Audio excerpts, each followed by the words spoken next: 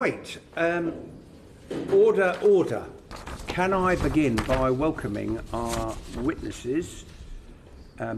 This morning, Catherine McGuinness, Policy and Resources Committee Chairman of the City of London Corporation, Adam Minns, Executive Director of the Commercial Broadcasters Association, Hugh Evans, Director General of the Association of British Insurers, and Giles Derrington from Tech UK. On behalf of the committee, can I thank all of you for giving up your valuable time this morning to come and share your views with us, and particularly to you, Mr. Derrington, for stepping in at sort of the last minute.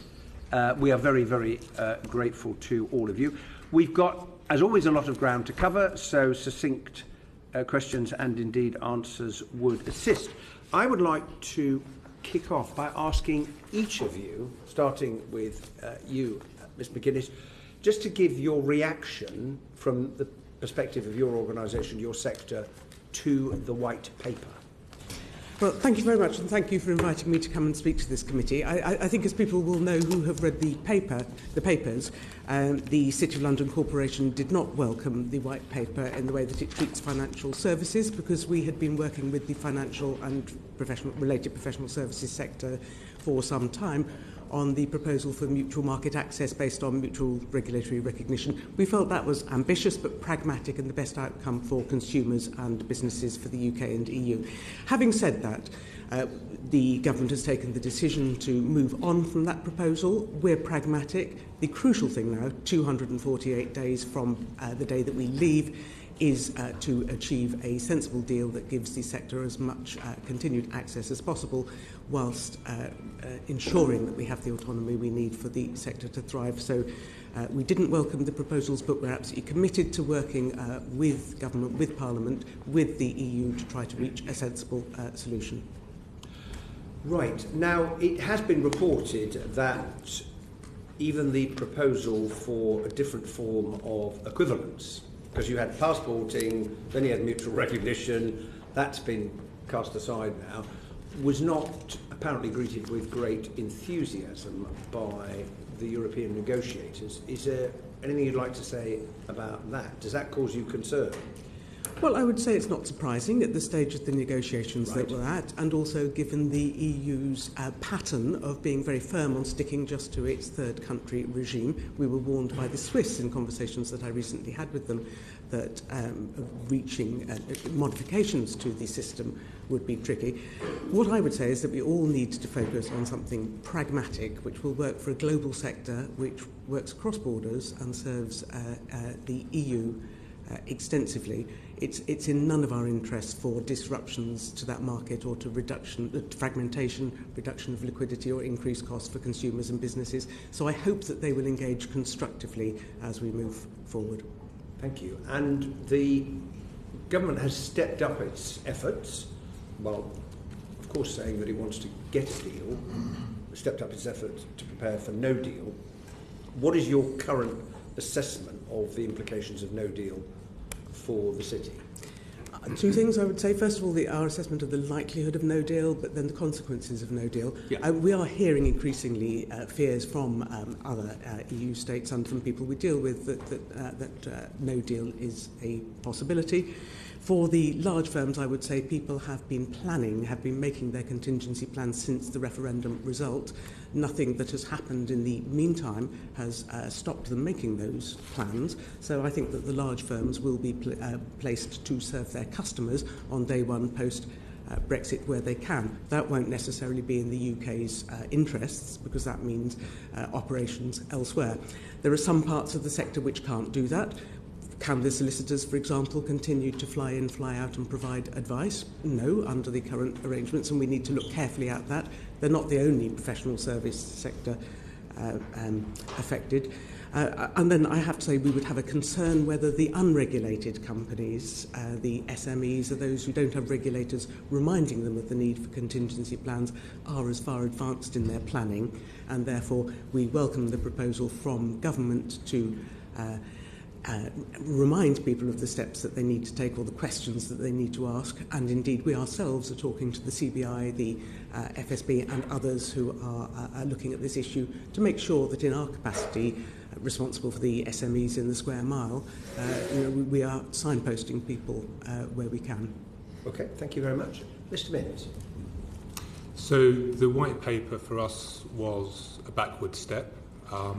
In the Mansion House speech, the PM gave us suggested the UK would seek mutual recognition for broadcasting. That was removed in the white paper and nothing else replaced it. That leaves us in a situation where we're really not certain, are we being thrown under the bus? Have we just hit a temporary roadblock? I guess this could not have come at a worse time. I think this uncertainty for us, companies are already, no one can wait to March 2019 before activating contingency plans. It takes a long time to restructure if you need to under no deal. So we really need a commitment from the government that it will seek an ambitious deal on broadcasting, and it would instill a lot of confidence in industry if government could set out to some extent how that would be achieved. So you said you saw it as a backward step? Yes, because in the Mansion House speech we had at least the suggestion of mutual recognition, which was then removed from the white paper. So we just don't know what the government's plan is at the moment. Obviously the framework for all of this is that the government, while it has decided to adopt a common rule book for goods and for agri-food to the extent that is necessary to ensure frictionless trade in goods, has decided not to do so in relation to services. So we're dealing with the consequences of that. What would be the consequences of no deal for your members if we get to next March and there isn't an agreement relating to broadcasting at all? Well, companies in my sector, so COBA represents a range of domestic and international channels, and the issue here is for international channels.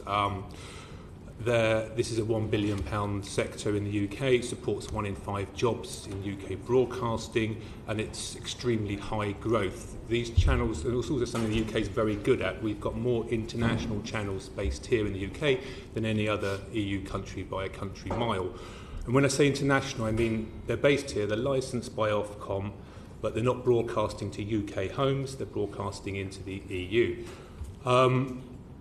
The impact for these channels, I think there's 2 impacts. There's the impact on day one, when we know some companies will be able to minimise the level of disruption because they may already have a significant base in an EU country, in an appropriate EU country, and they could move a few people into that country and qualify for a licence from a remaining EU member state. Other companies are not in such a fortunate position and face a much more challenging set of logistics, and I know that some have already had to let go a significant percentage of their UK staff. That's already happened. I think the real impact, though, is over the longer term. So every analysis we've done says that the impact will escalate over the next 5 to 10 years because the UK will have lost a competitive advantage. Right now, the UK is the country of choice for an international media group in Europe. We've got infrastructure, language, skills, creative talent, regulatory regime. What no deal would do would allow a country like the Netherlands to say, well, look, you haven't looked at us before as a base because our media sector is much smaller.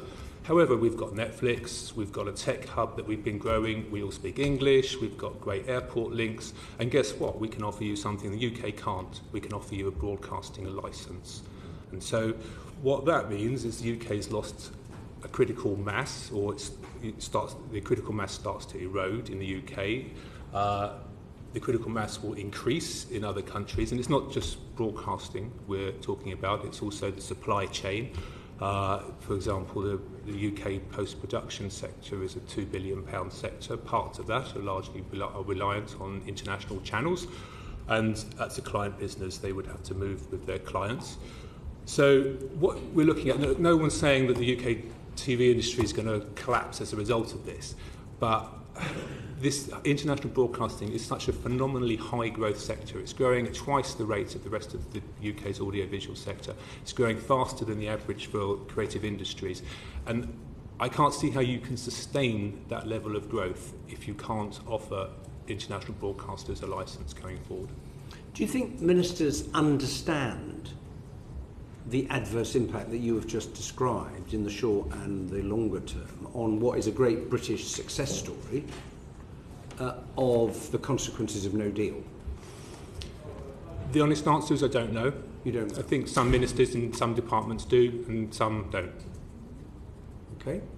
Thank you very much. Mr. Evans.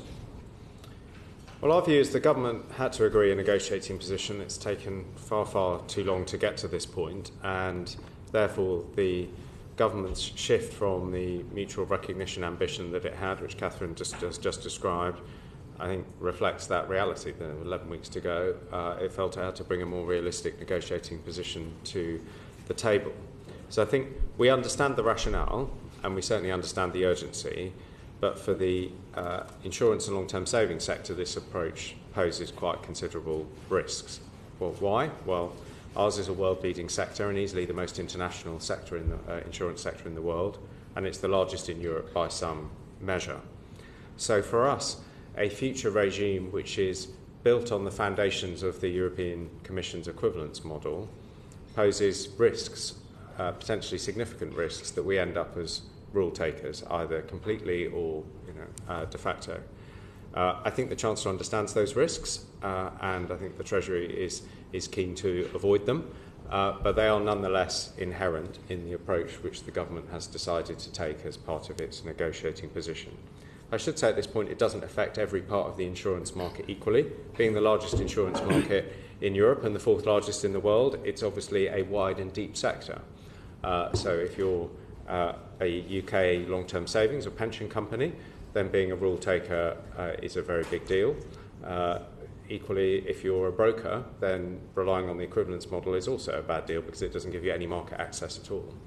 If you're in the more international parts of the London market, then if you get equivalence for reinsurance, then that enables Lloyd's of London to operate, for example. So I wouldn't claim that it's an equally bad or difficult situation for all parts of the insurance market, but it's certainly the risk of being a rule taker and tied into the equivalence regime over a long period of time, even if there is a respectable argument for doing it in the short term for financial stability reasons, is a major concern for us, and one that we are very keen that the government manages to avoid in the negotiations that will follow. Okay, and the impact on the sector of no deal, what happens from the 1st of April onwards next year? I think the most obvious challenge will be around insurance contracts that already exist, the so-called contract continuity issue, which I know this committee has looked at in the past. A no-deal situation would leave those in a form of sort of legal limbo, where insurers would be unclear whether they could legally pay claims for contracts that have been written pre-Brexit, but which have to be paid out in the countries in the European Union. Because in many countries in the European Union, and this isn't the case in the UK, if you're not authorised to transact business there, then it is illegal to pay a claim to fulfil the contract. So for many insurance companies, particularly ones that have written D&O policies, those are corporate insurance policies, if a claim comes in 2 years down the line, they're in a country like Germany, their lawyers will be advising them you can't pay the claim because it is illegal to pay the claim without either authorisation, which currently comes through the passport, or through some form of agreement between European regulators as part of an overall deal. So I think for us, a no-deal situation keeps that situation in the legal limbo that it is at the moment, and that has to be sorted out as part of the withdrawal agreement arrangements. It would also, for a consumer, obviously you would lose the European health insurance card, which would mean people would have to pay extra for their travel insurance to have that covered as part of that. It would leave the green card arrangements for both freight and domestic road travel across the continent in limbo. That's close to being sorted, but it requires a Commission rubber stamp, which presumably will not come if there's a no-deal scenario. So I think more generally, for such a highly regulated sector, it throws into doubt what form of regulation is in place across the continent to ensure financial stability. Now, that's very helpful. Presumably, the people who've taken out the contracts are ringing up their insurance companies in London and saying, well, if I claim, are you going to pay out in a year or 2 years' time? And the answer, presumably, they're having to give at the moment is, well, under your own legislation, it looks like we wouldn't be able to do that. So is there any sign of them trying to terminate those contracts or find alternative arrangements? Are you aware of? I think at the moment, no. I think at the moment there's more nervousness about new contracts and about how can you write. I was just going to come to that. Yeah. You know, I think there's more questions about how can you write or broke this new contract if you can't be sure you can pay the claim, and so firms are obviously looking to find a way around that. I think there's less concern about this at the moment because there's a sort of general view, well, surely an agreement will be found on this. Right. By way of context, the Bank of England and EIOPA, the European regulator, estimate there are 38 million EU policyholders affected by this issue. So this is not a small issue. This is 38 million. This is highly material. Right. And there is the related issue that in future, if UK citizens, if this issue is not sorted out, if UK citizens retire to an EU country and they have an insurance-based pension which is paid to them in the domestic bank account of the current country in which they reside, that may also be deemed illegal if there is not an arrangement found for this route, for this problem. So, you know, there is both an existing problem we're aware of and there is a future challenge which arises from the mobility of people, not just the insurance contracts, which needs to be sorted out. None of this is impossible to sort, by the way. It is sortable, but it requires regulatory cooperation and political agreement to do so. And up to now, the European Commission and EIOPA, the European regulator, have refused to engage in those discussions because of the overall state of the negotiations. Right. So British pensioners, if they take the policy they've got at the moment and go and live somewhere else, in the absence, you're saying in the absence of a method of sorting it out, might find that they couldn't get paid their pension. Is that what you're saying? That is a perfectly plausible risk in the future if no agreement is reached in some countries. That's where the domestic law prevents. Yeah, it is important to note here, not least to avoid panic, that there are different, each country of the EU has slightly different arrangements around this. We did a survey working with a city law firm of 8 different EU countries and found 8 different regimes. So we're not saying this is a blanket risk across all 27, but it is a classic issue of the type which requires regulators with political blessing to sort the issue out themselves and put in place the types of arrangements that are perfectly common, for example, when an insurance company goes into run-off. Then regulators agree with each other how they will supervise the company that's gone into run-off and how they will make sure that contracts are paid. That is perfectly normal regulatory activity. We need a similar sort of agreement on this, but it requires political blessing to get there. Okay, and Mr. Derrington, finally, your view. So, on the overall paper, we think that the framework it proposes, the kind of institutional framework, is a workable starting point. Actually, right. I think kind of the discussion about moving towards an association agreement model, something that kind of the EU understands and has implemented in the past, is a sensible kind of initial opening position.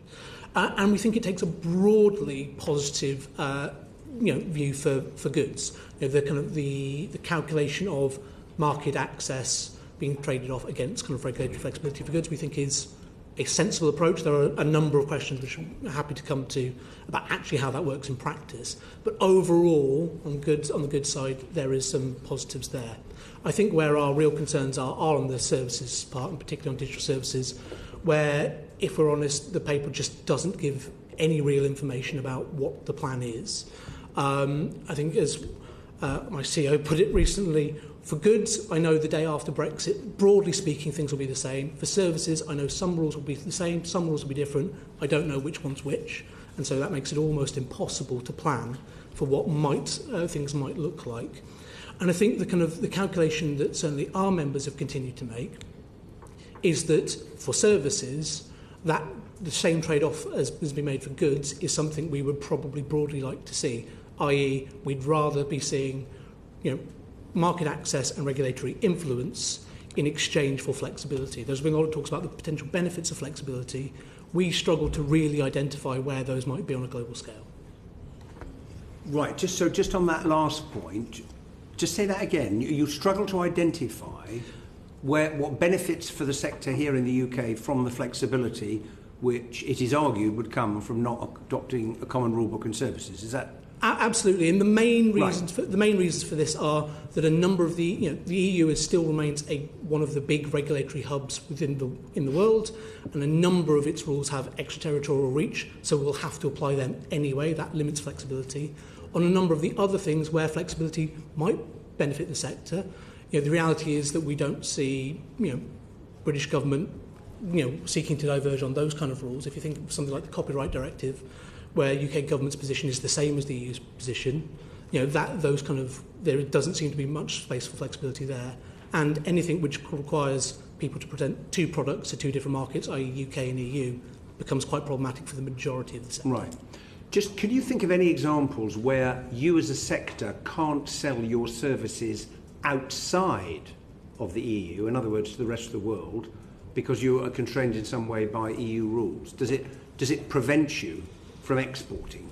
So, and I know the committee has looked and produced an excellent report on data flows. I mean, that would be a key driver of that. There are a number of places where we do not have, through the EU, the ability for third-party transfer to a third country. That prevents the provision of digital services on a huge range, and not just digital services, an awful lot of other services as well. So it's pretty important to the way in which you function. Yes. Now, Mr. Minch, did you just want to add a point, and then I'm going to bring colleagues in? Flexibility, if that's it was a point on flexibility, if that's all right. Well, when I saw the Secretary of State talk about flexibility, I assumed that he did not mean broadcasting, because I don't know anyone in the broadcasting sector who's asking for more flexibility, and even if we were, we could get more flexibility without sacrificing mutual recognition or leaving the single market, because the UK gold plates so many rules anyway. And it's certainly not going to be mitigation for losing access to 45% of our market, which is what the EU is. Thank you. Okay, thank you very much indeed. John Whittingdale. Mr. Minns, can I follow up on some of the comments you made about broadcasters? Prior to the publication of the white paper, can you say what discussions you've been having with government about any negotiation to ensure that country of origin still apply to the UK post-Brexit? And have those conversations, if they were taking place now, ceased, or are they ongoing? Well, we have had conversations with various government departments, and we had assurances that broadcasting was a priority. And obviously mutual recognition was mentioned in the Mansion House speech, so we were sort of working. We knew it probably would not be an off-the-shelf definition of mutual recognition, but something based on that. Since then, we have met with ministers in the DCMS. We've requested a meeting with the new Secretary of State at DEXU. But we have not had any information about the government's position on broadcasting post-white paper. And what discussions have you had with your members? Because it is notable, for instance, that the biggest investment this country has probably ever seen is into an international broadcaster based in Britain, which is going through its $23 billion from Comcast for Sky.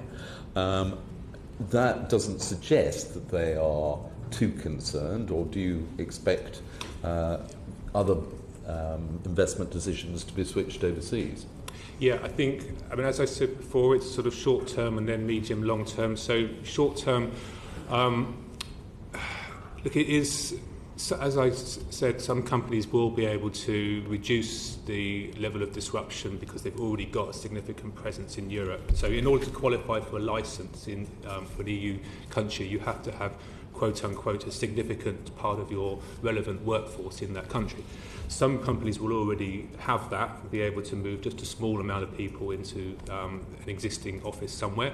Others don't, and I know one company that has already let go nearly a quarter of its UK staff in order to restructure. And that's just talking about things that are happening right now for day one. The longer term issue is, yeah, it's true, there's a lot of merger activity going on in the sector, and that's actually part of the worry, because that conversation with the Netherlands is going to happen every time a company restructures, merges, acquires another company. That conversation with the Netherlands or Dublin or Germany is going to happen every time a new entrant emerges. And this is happening a lot. We've got new players entering the sector because of digital disruption and online services, which are also subject to these rules. It's a very fast-moving, evolving sector, and I think that is the real risk to the UK's future position as we are at the moment, the leading European broadcasting centre, and it's hard to see us sustaining that over the medium to long term. Can I just explore with you the grounds on which to apply for a broadcasting licence overseas?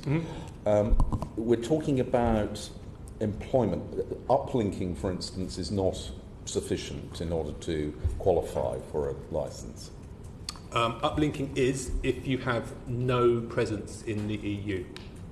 Right. At all. So let us take Discovery.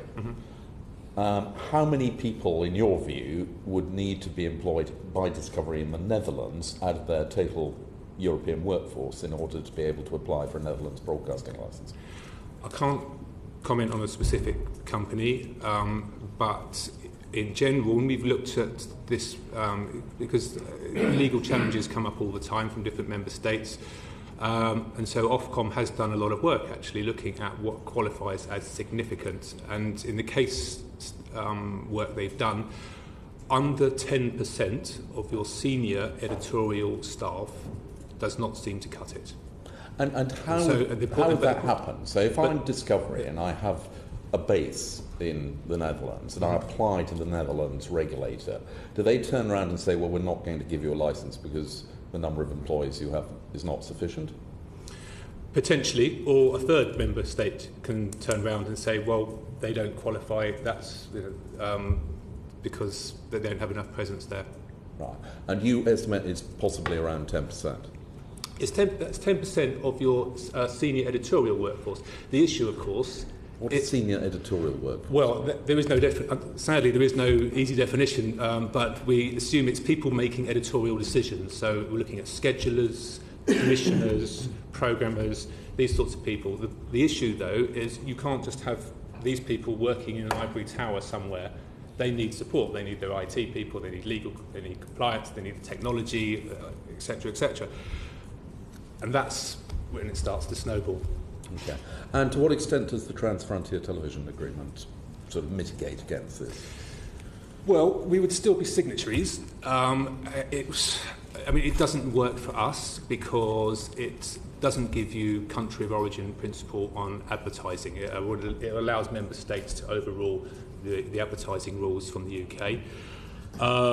It also doesn't cover on-demand services, so that rules out part of our businesses and also the future, that's the direction of travel for businesses at the moment. So it's not very I don't know a single COBA member that would be willing to use it.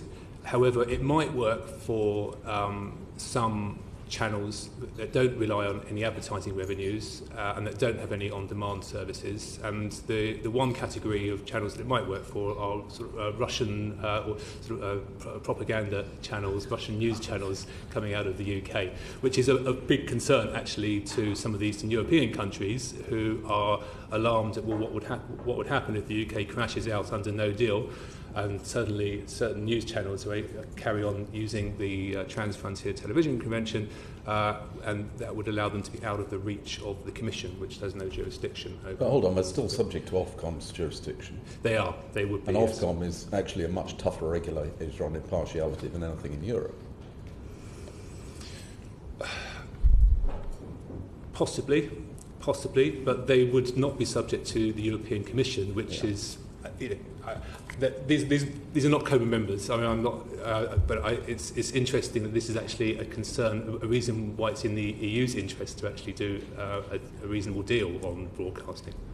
And one last question. I mean, the UK is still a massive market for broadcasters, possibly the biggest in Europe, close to. I mean, you and I have talked in the past about the AVMS directive, which is not all beneficial, and there are bits of it which we opposed and which broadcasters regard as unduly burdensome.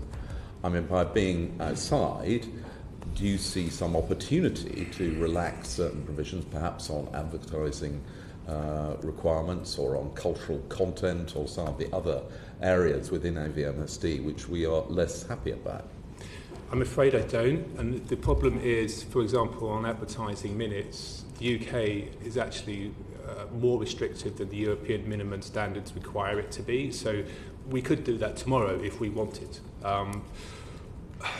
What we would lose is this thing called the country of origin principle, which I know you understand completely, and that's basically allows us to have access to the single market to be regulated in one single country and broadcast to every other country under the same rules, which is what we need for our sort of efficiencies, our cost efficiencies, and keeping our overheads down. So we would lose a lot more than we gain. Okay, thank you very much indeed. Stephen Timms. Can I ask Mr McGuinness, job losses in the city have been much less so far than was initially feared. If the white paper plan was delivered, and of course Monsieur Barnier has cast some doubt on aspects of that, but if it was delivered, what do you think that would mean for jobs in the city from here? Well, first of all, I think rather like Giles, we need to see a lot more detail of what the proposals in the white paper actually mean and what they will actually achieve, because the number of job losses will depend on the amount of access that the sector continues to have to EU markets and the amount of business it can follow up there. And we also, I think, need to draw a distinction between the short term and the long term, because in the short term, especially while the overall framework is still uncertain, people are only going to set up or move the number of jobs they need to in order to carry on business. You know, they can't make the best decisions until they know what the long-term framework is going to be like. That said, we're still estimating that in the short term, between I think around 3,500 to about 12,000, I think, jobs. I'd have to absolutely confirm that, but that's the range we've heard announced, and we're now beginning to see some of the specifics from some of the firms coming out. That's all in keeping with the Oliver Wyman report that was carried out shortly after the referendum, which suggested a range between 4,000 and about 75,000 jobs, depending on the shape of the ultimate arrangement. We're not at the moment expecting a big Brexit in the first instance, but depending how things pan out, depending what long-term agreement is reached, and depending how much the EU starts turning up its requirements for presence in the different centres where people are setting up, I think in the longer term we may see many more go. There is also the question of the dependencies. You know, some jobs go, but there are other functions that work with those jobs that we need to look very carefully at. So even though losses so far have been sort of at the low end, I think it would be fair to say, of expectations, do you think we may well be on track for the much bigger numbers that Oliver Wyman was talking about? I think we always say it's all to play for. I think the initial movements are not an indication of what will happen in the longer term. Right. What will happen in the longer term entirely depends on the level of access, the level of business, and the level of opportunity that we can develop elsewhere. Right. There are lots of different professional and business services in the city. How much variety is there in their views about the merits of a continuing very close relationship with the EU? I mean, I take it you're particularly speaking about financial services in the answer you've been given. What about all the other services in the city? The financial, we also work with the related professional services sector, and indeed I'm on the Professional Business Services Council. There is a variety of views, and we will see that, I think, emerging now that we've moved away from the mutual market access, mutual regulatory recognition approach, which most people could coalesce behind. It will depend very much on how focused people's businesses are on the EU, or how focused they are domestically or outside the EU. And then when it comes to the professional business services, there are certain sectors which would be particularly affected if we're not careful. I mentioned law, the solicitors, and the need for mutual recognition of qualifications, the need for them to be able to fly in, fly out, as I mentioned before. And actually it's worth not losing sight of the fact that besides the cliff edge question of contract continuity that Hugh mentioned, There are similar issues around the recognition of English law as the appropriate system to govern contracts, which we're beginning to see emerge, which I find extremely worrying, because the supremacy of English law, common law, as the international system for governing contracts goes back well before our participation in the EU, and it's a real concern that it's now being undermined as we leave. Outside the legal sector that you've mentioned, how important is mutual recognition of professional qualifications to the other sectors in the city? Well, I can't be very specific without going into more detail, and I can write back with more information. But I think for many of the professional sectors, it is very significant.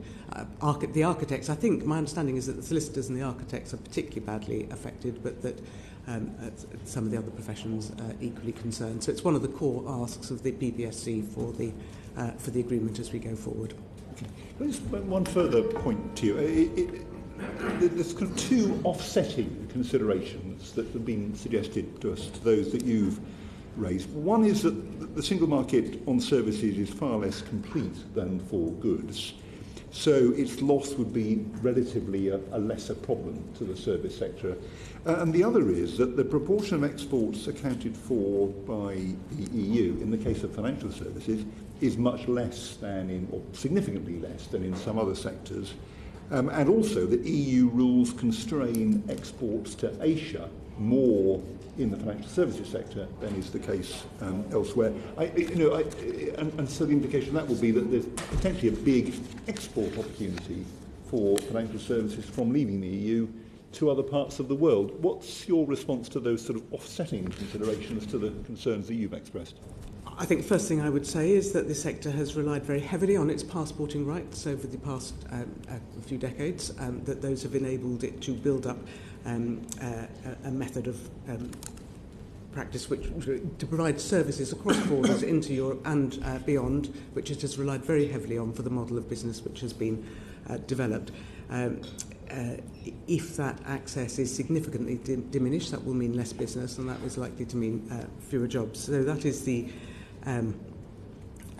first point I would make, and we really do need to see more detail on what is actually proposed and how the government plans to build up the building blocks. When we look at the system of third country access, which we would have if nothing else is agreed, it's partial. It doesn't cover the whole sector, so there'll be areas of business which we wouldn't be able to do under that system. It's political, so even if you tick all the boxes, as it were, you can't be sure of getting an equivalence judgment, and indeed we've seen that recently with the Swiss Stock Exchange, which has been given a temporary permission for 12 months when really it ought to be given a longer one for certainty.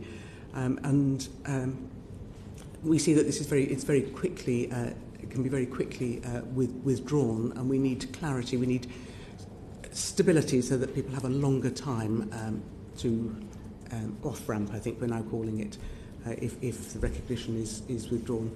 So there could be a very significant impact on the business that people can do if they have to rely on that system. Might there be a bigger prize in Asia than the... Well, I think two things I would say on that. The first is that business being business, it pursues opportunities where it sees it, and therefore people have been pursuing opportunities in Asia already, as China in particular opens out to the world, and as there are other opportunities there. We can obviously, I think, expect to see business carry on doing that.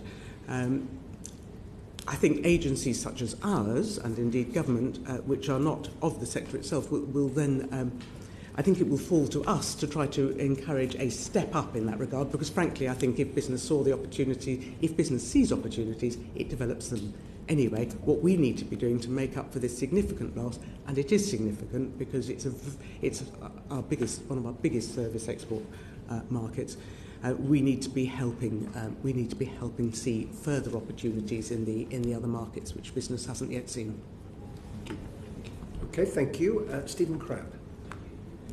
Can I ask Catherine McGuinness, were you taken by surprise by the government's shift from mutual recognition to equivalence?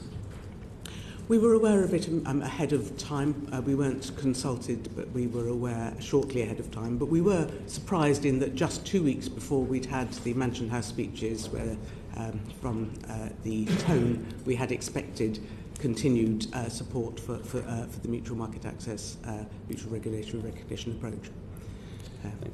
Has there been a concern in the professional and business services sector that perhaps ministers haven't had their ears attuned so closely to the needs of your sector compared to, say, for example, manufacturing, where the big players like Airbus and Jaguar Land Rovers have been able to make some quite bold interventions in the last couple of months, which have moved the dial in terms of some of the internal discussions going on in government. How does your sector feel? The sector feels that it is, I think, sometimes easier to make a story about something in the manufacturing space than some of the more esoteric, difficult arguments that we need to make. For the financial services sector, that has been speaking with government from the very start and has had a pretty open dialogue, certainly since last year's election. We feel that many of the departments we deal with understand our concerns. I think the professional business services have perhaps been a little slower in coming forward with a sort of united voice about their needs, which they have now done with a letter that was delivered to Number 10 a couple of weeks ago, and which we've seen reflected actually in the white paper. There has been a worry that goods and manufacturing might be given priority over services, which would be a real concern for the economy, because we are an 80% service economy, and take the financial services sector alone, it employs 2.2 million people directly and generates 75 billion in tax each year. The related professional services are 4.6 million in direct employment up and down the country. So we have been concerned at the thought that services would take a second place to goods. Now that the government has said that it wants to pursue enhanced equivalence as its preferred approach, do you think there may be some complacency around government about just how easy or difficult it will be to get the European Commission to play ball with that? I don't know if there's complacency.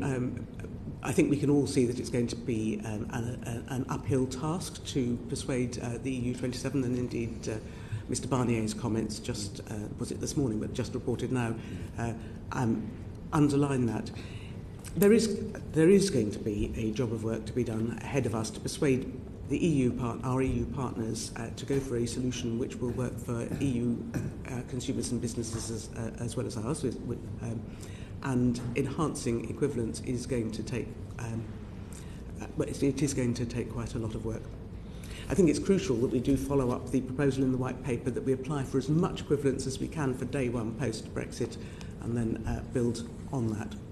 Can I bring Hugh Evans in on that point as well, about the difficulty of being able to land any significantly enhanced equivalent regime? Yeah, I think it's a very ambitious ask. I think the fact that the government has moved from what it came to consider to be an impossible ask to the next thing down the ladder doesn't mean that thing is still not a very hard thing to achieve. And, why? Well, because you're effectively asking for the EU to partner with you in the way in which you make the equivalence regime work in the future. Whereas, as Catherine has just pointed out correctly, the equivalence mechanism and the third country regime is something that the EU considers proprietary. It is theirs. They deploy it directive by directive, different ways according to each directive, and sometimes not at all, on the basis of what suits the EU's interest. And as we've seen with the Swiss, they will withdraw it when it suits them as well, and when they get into an argument about it. So it's quite a big psychological ask, as I think were reflected in Monsieur Barnier's comments, to sort of say, okay, well, our way forward is actually for this thing that's yours to become ours, and for us to agree a way in which we work together to make it work for our benefit and for yours. It's not impossible, and it's certainly technically more straightforward for the EU to find a way to do than the previous mutual recognition model, but it is nonetheless, I think, psychologically a big ask, and you are then looking to partner on something that is not a uniform approach anyway. It is a piecemeal approach, done differently according to different directives, with different levels of market access, in some cases none at all, that come with it. And it is an ongoing process. It is not something that you can agree on day one and then you live happily ever after. It is an ongoing process of assessment. So what you sign up to means that you have to be content that 10 years down the line, that's still going to be working in both your mutual interest. And I think, for me, the distinction I'd seek to draw out for your consideration in terms of the white paper is the distinction between the short term and the longer term. In the short term, the government is rightly, in my view, focused on financial stability around either a cliff edge which could arise in March 2019 or the cliff edge that could arise when the transitional period runs out at the end of December 2020. And it sees the equivalence model and some agreement around it as being a way of navigating that potential problem. But we also have to be aware of what it looks like beyond that in the longer term period, if this is the basis on which we now work together and try and make our markets work together. And for me, that's where, for the insurance and long-term savings market, I think we have some more profound questions about whether this can really work if we're looking at it through a 10-year lens rather than a 2 or 3 year lens. Okay. And just finally, the fact that Michel Barnier is sounding a very sceptical note about enhanced equivalence, the fact that European authorities aren't fully cooperative at the moment with UK authorities, do you think that there's a risk that their approach is stoking the fires for a no-deal scenario? Yes, I do think that. I think the EIOPA in particular, the European Supervisory Agency responsible for insurance and occupational pensions, has been unnecessarily political in its handling of certainly contract continuity, where, to my mind, it's responsible as a regulator is to policyholders. It's not responsible to sort of do the Commission's bidding in terms of holding up what would otherwise be a relatively straightforward process of agreement. And I think there is a price to pay for the last 2 years in which the UK government has failed to reach a negotiating position and get stuck into these discussions. And that price, I think, has allowed some of the sort of hardliners in the Commission to prosecute their agenda, and indeed for the Commission still to be in charge of the process, because the working assumption 2 years ago was that the Commission would kick off this process and then the Member States would take it over. The fact that the Commission itself is even still running this process is in itself an indication that this has not yet moved the advanced state that it needs to get a deal, because ultimately it is the Member States and the political leaders of Europe who have to reach an agreement, not the Commission officials. And the sooner we can get to that stage, the better. In the meantime, I think we've seen regrettable behaviour from some parts of the EU establishment. It's made a deal more difficult. And as a result, I think we face a more uphill challenge. But it is still doable, and it is still in policyholders' interest that we find a way forward. Can I just add to Hugh's comments just on the question of contract continuity and the need for a pragmatic and responsible approach by the EU, because this affects the derivatives market as well, and £26 trillion of open derivatives, which could be a risk to financial stability if a fraction of those, even if only a fraction of those are uncertain, or if you're not clear if your contract will work. So it really is crucial that these issues are tackled by both the UK and the EU in a pragmatic way.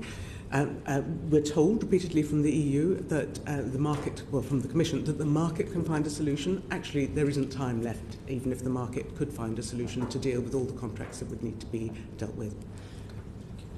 Okay, thank you. Stephen Kinnock. Thank you very much, and good morning.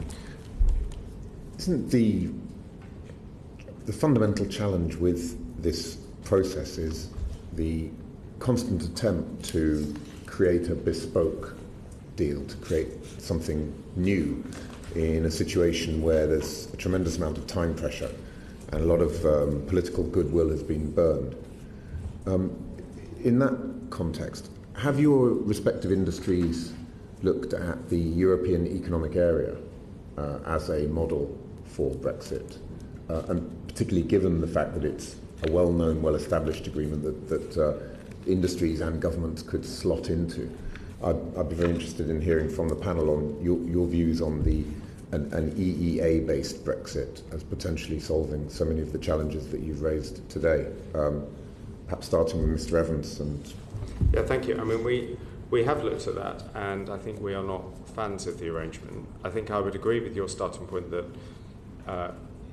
given the situation you describe, it's imperative to try and find workable solutions. And in fact, that's why many parts of the insurance market have gone ahead and set up subsidiaries in the European Union to be ready by next year to enable them to carry on transacting business in the EU, and they will be regulated in that manner. And I think that's been a very notable characteristic of the insurance market's response to the Brexit referendum.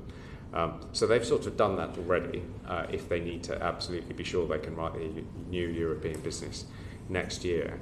And that, I think, then colours our view to the sort of merits or otherwise of an EEA approach. Because if the firms that absolutely need a European licence to operate have gone ahead and set up a subsidiary, and then the other firms are largely domestic players, then the big disadvantage of being in the EEA is to be a rule taker, both for your domestic business, but also when you have already sort of signed up to EU rules with the subsidiary that you sort of set up.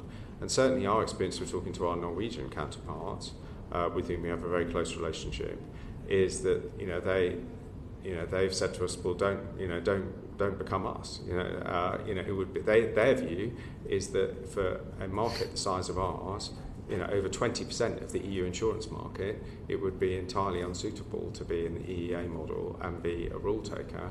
And to not have any influence on how those rules are made. And particularly I would draw a distinction here for the long-term savings market rather than the general insurance market. For the long-term savings market, rules in the European Union, and we saw this with the development of Solvency II, are driven by the very different tax and welfare systems that operate within the member states that inevitably affect how their pensions and long-term savings markets work.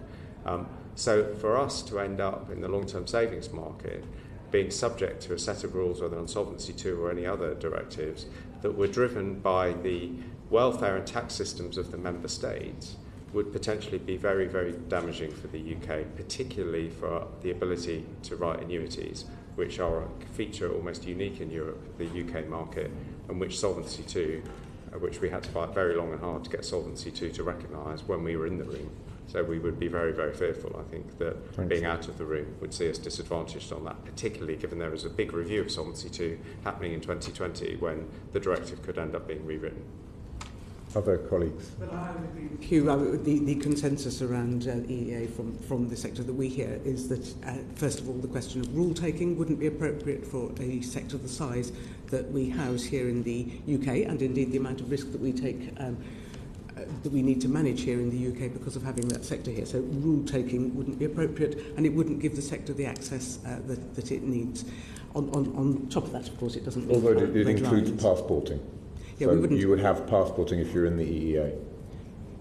Well, we'd still be a rule taker, which wouldn't be appropriate for us. We wouldn't be able to develop in the way that we need to. We wouldn't be able to control risk in the way that we'd need to.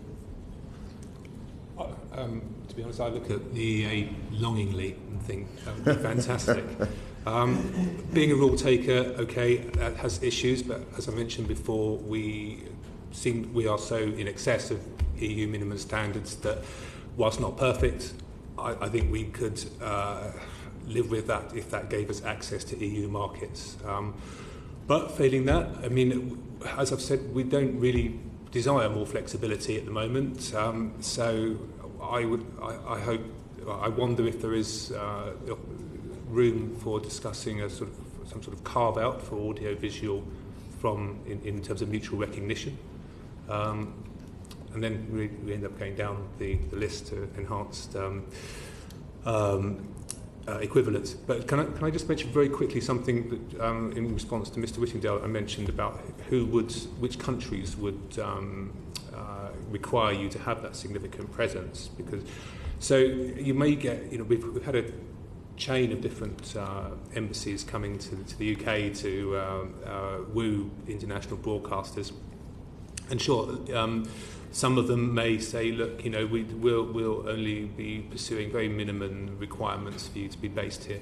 The problem will come from a third-party country then crying foul and saying that's not on, especially if they've got a lot of channels moving over there. Just wanted to clarify that. Sorry, can I... are we going to go back to John or... I just wanted to clarify. So you're suggesting that a third country would apply to the ECJ that a regulator's recognition was illegal because there wasn't sufficient presence for them to grant a licence? To the Commission. To the Commission. Yeah. Okay. Thanks. Mr. Derrington on the EEA. So we haven't taken the approach particularly looking at specifically at models, because ultimately we think that's broadly a political decision. What we have done is looked at where models do not provide enough for the sector, which is why the kind of the association agreement seems approach that the white paper takes seems to be a potential landing zone.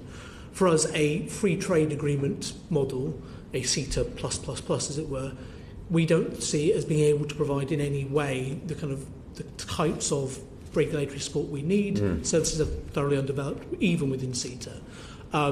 So we move past that, and then you are into association agreement, EEA type territory. We haven't particularly made the distinction between the two.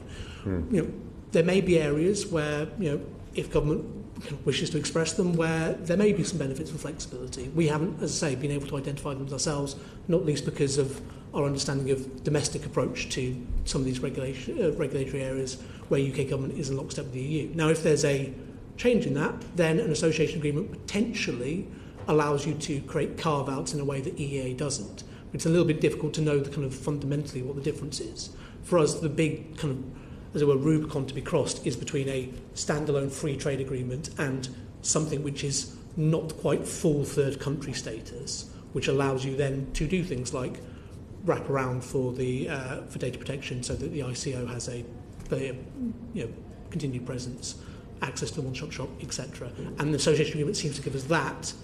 You get the same with the EA.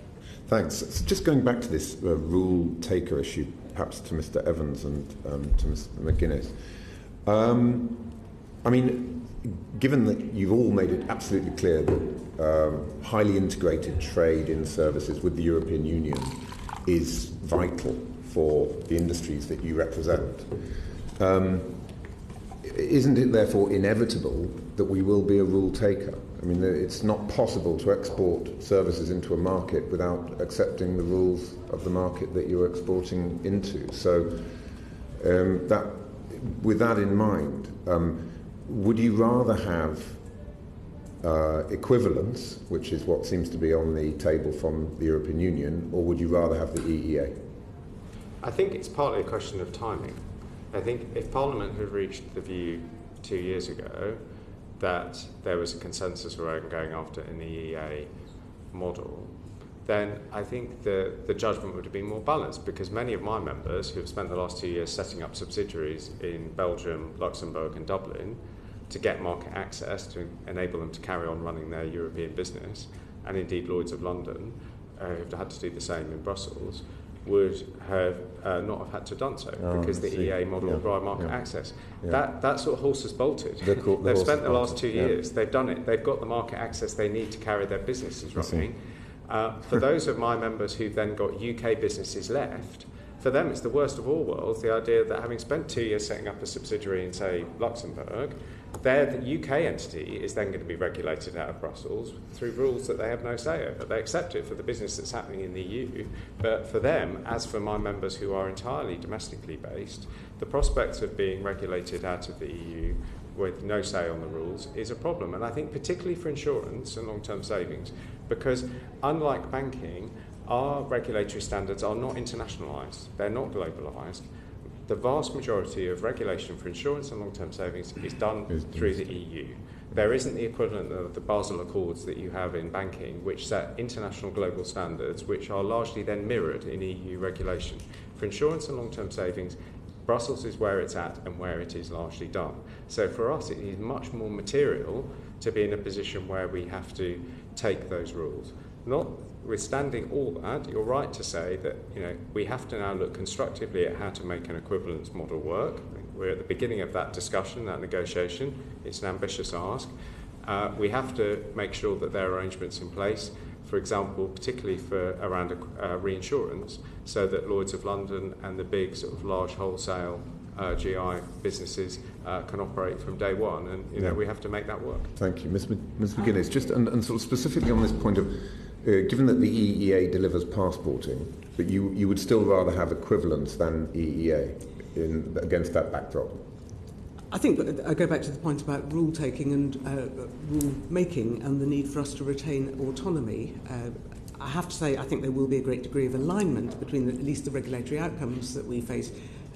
that the sector faces here that it faces within the EU. Alignment for two reasons. First, the access point that you make, that the EU, for the businesses that want to work in their markets, will expect their regulatory outcomes to be met, but also because actually being well regulated is part of the USP of the City of London, and good regulation which complies with global standards is something that we'll continue to want to comply with. What Hugh has just illustrated, though, is how there are differences even within one sector on how they view regulation, depending on how their business is structured and where they're focused. And it's important to note that we've been really influential in shaping EU regulation as it's developed over the years. And if we're outside the room, it may very well move in a different direction that we're not comfortable with.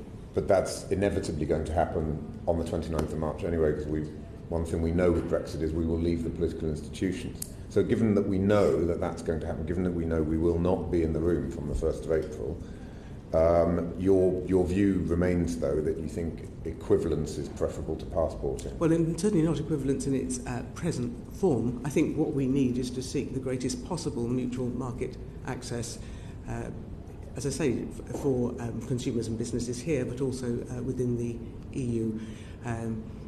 It's a bit difficult to pick between one and the other, especially when we don't know exactly how equivalence will be enhanced as we go forward with negotiations. But as I say, the bottom line needs to be, I suggest, the greatest possible mutual market access to enable global markets to carry on serving customers across borders. Thank you. Can I very quickly make Yes. one point on that, which is, for us, a key issue in this is the extraterritoriality of some EU regulations as they apply to digital. We already have data protection law, we're going to have e-privacy, which will likely come in after we've left. For us, on those things, it is far better to be, to have some level of regulatory influence, even if that's observer status, because we will have to comply with them anyway. And so, for our members, including, for example, our American or Japanese or wherever members who invest a huge amount of money in the UK, they do so on the basis of the UK being a strong domestic market, yes, but being able to serve the European market and the UK being able to continue to have some regulatory influence over the things which will apply to them. So something like membership of the EEA Joint Committee and observer status on EU agencies that comes with EEA membership would probably work in, it's damage limitation. Broadly speaking, yes. I mean, obviously the white paper talks about, for goods, some kind of observer status on some of the committees and agencies. It's not entirely fleshed out exactly what that means. I think there needs to be more detail on that, but you could see the model in the white paper being able to supply that. It's just a question of ambition. Thank you. There's a growing trend for services to be provided with manufacturing exports. This could take the form of domestic or non-domestic outsourcing of activities such as accounting or design or marketing, which were previously done in-house. So should the white paper firstly be treating goods and services trade as though they were separate areas of trade? And how well do you think I think it's called the service-ification of goods is actually understood? Ms McGuinness. Oh, sorry. Oh, yeah, Mr. Derrington. Very relevant to your... Well, obviously, for us, we increasingly see this being the case. I mean, if you take something like a mobile phone, the ability to import the handset into the UK is great, but the only thing, the things which are value are the apps which you have on it, all of which will, have an impact from EU regulation, be that, copyright law or limitations to liability, etc., etc. So before you even get to kind of the services provided alongside the product, increasingly goods have digital services deeply embedded within them. You're likely to see that potentially more in the future. So if you think of things like 3D printing, at what point is a trade in something a good? At what point are you actually providing a service which is a blueprint or whatever else it might be? Those kind of things are only going to increase. The big challenges globally. There's a lot of discussion at WTO about how you deal with some of these things in the future. Within our current status within the EU, that's not a problem, and we think trying to separate it is very, very, very difficult.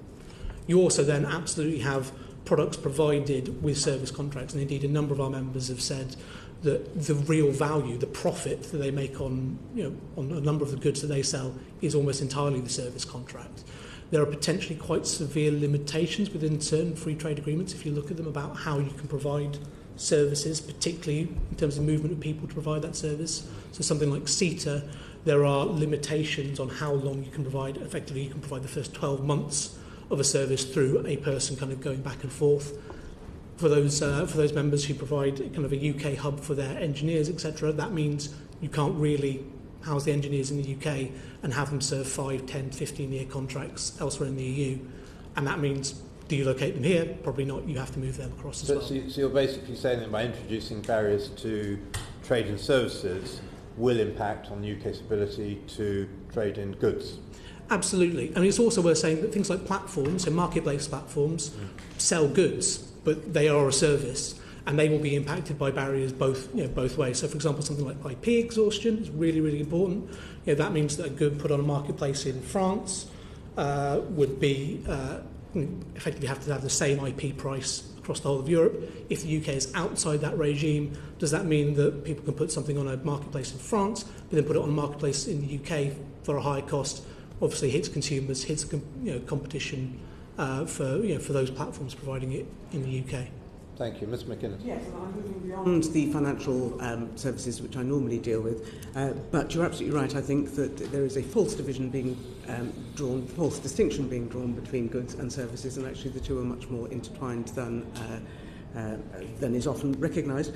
And let's just take 3 examples. One would be the carriage of goods by lorries. The lorry driver is providing a service and needs freedom of movement to cross the channel with the goods that he or she is transporting. There may be some hire arrangement around the truck itself, and there are also other agreements that have to be replicated in order for the truck to go across the border. That's one example.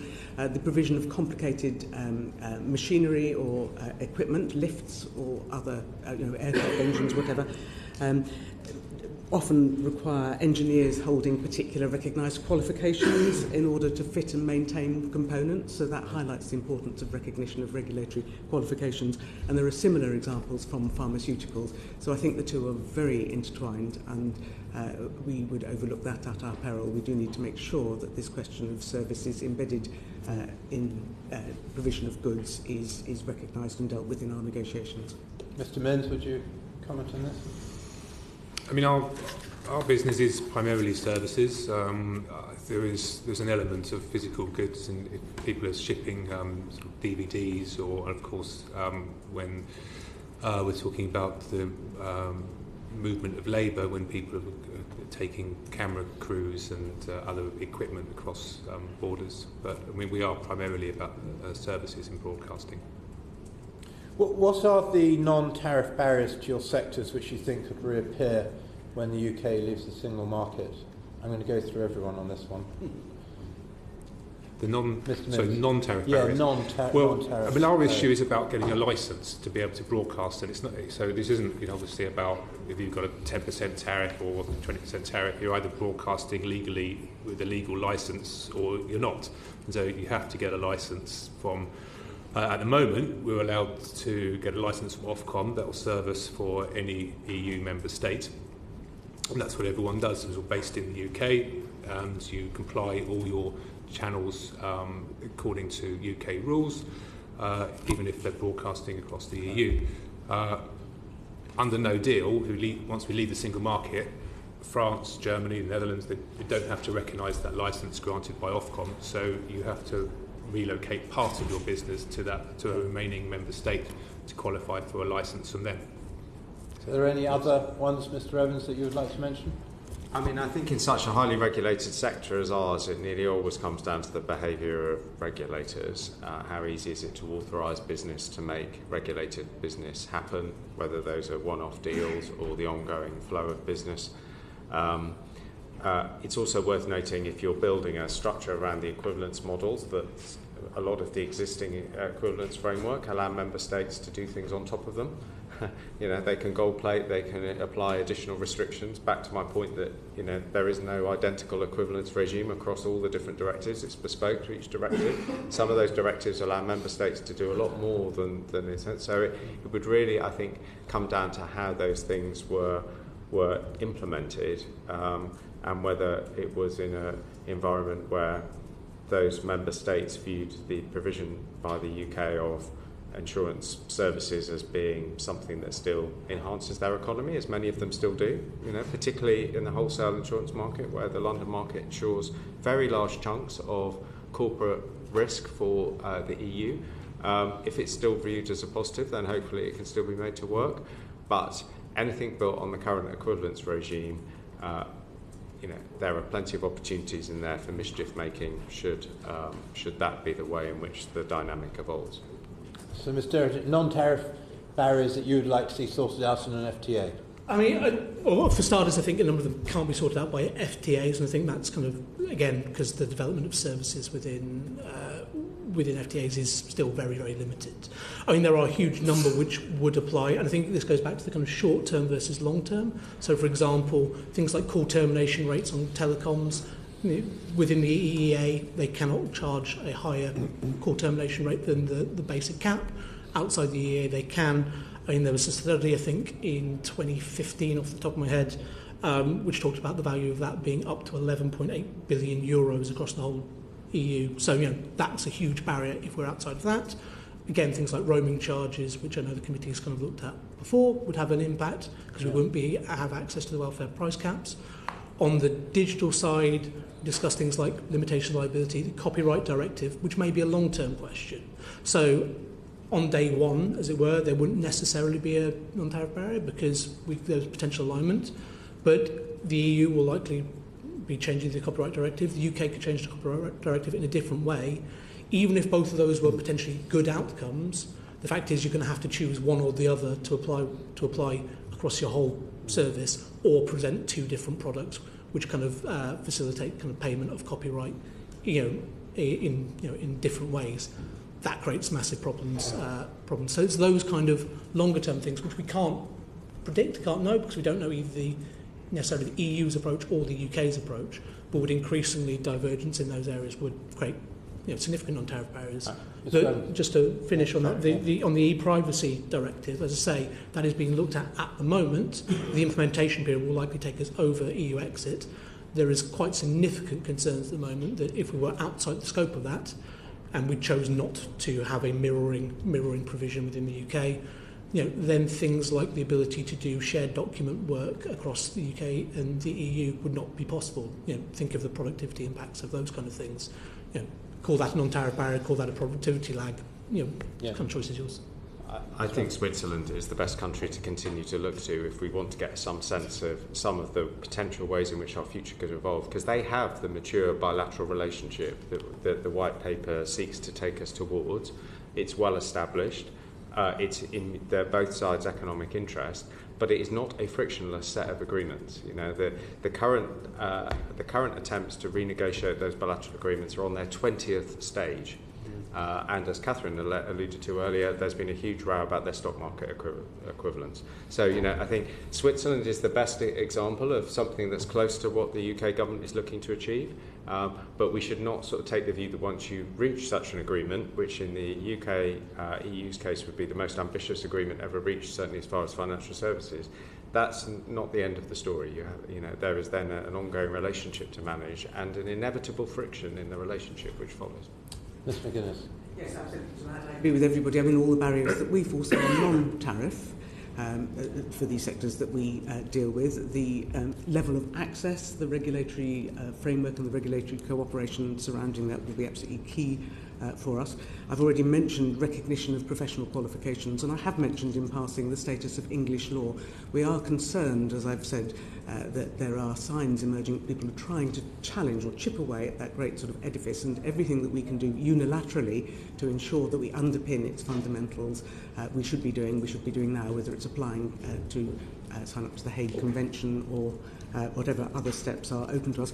The other issue which hasn't been mentioned, and a potential non-tariff barrier, is access to people. Besides developing local skills, the ability to recruit, retain and move the global talent that the global sector has relied on so heavily and will continue to need is going to be crucial. Some promising mentions in the white paper, but we do need to see that taken forward, and we need to see a system implemented which is easy to navigate and use, as well as setting rules which are, whilst giving the country control, which are permissive enough for the sector to operate. Thank you. Okay, thank you. Pat McFadden. Thank you, Mr. Chairman. In the run-up to the Chequers cabinet meeting and the statement that came out, manufacturing businesses were very vocal. We had very out-front statements from Airbus, from Jaguar Land Rover, from BMW, from the Society for Motor Manufacturers and Traders, all emphasising this point about international supply chains, frictionless trade, and so on. That seemed to have some effect on the government's thinking, given that the big statement from Chequers, or one of the big statements, was we want a common rule book for trading goods to avoid the fears that were being voiced by those manufacturers. Service industries and service companies were much quieter. And the Chequers Agreement says on services that the government sees a future where there'll be less market access between the European Union and the UK than now. So a very, very different approach to services compared to manufacturing. I'd like to go along the row, beginning with you, Catherine McGuinness, if I could, and tell our voters, if you like, our constituents, what less market access means in real terms in the future compared to the way that you can do business now as a member of the single market. Well, less market access means that we will be able to do less EU-facing business, or indeed the global institutions based here will be able to do less EU-facing business, and therefore will need to carry that out from somewhere else. That means fewer jobs, and that means fewer jobs not just in London, but it means fewer jobs in the other parts of the country where the sector operates, whether that's Belfast, whether that's Edinburgh, whether that's the back offices in Bournemouth. It will also mean reduced, this starts getting quite technical, but it has an impact on ordinary people, reduced liquidity and increased costs for customers, so that you are likely to find your financial products costing more, and we all rely on them. This isn't something esoteric that happens in ivory towers. This is what underpins our pensions and our insurance and our mortgages and our bank accounts. So I think that there's a sort of layer of effects that a significantly reduced amount of access could have. Have you quantified these effects that you're talking about? I couldn't give you figures now, but we are doing some research, in fact, which is just about to come out, which indicates how financial services employ people across the country. But I have to say, I do accept that we need to explain in more granular terms what this sector means for ordinary people in their daily lives. You said a little earlier that the fate you wanted to avoid at all costs was being a rule taker. Are you sure that, given what you've just told us about market access and what less market access means, that what you're saying about rule taking, that view is shared by the major financial services companies that exist in London? Would they all agree with your view? I don't think they would all agree with that view, no. I think there would be, as I've mentioned, divisions even amongst parts of the same part of the sector. People will take different views depending where their business focus is.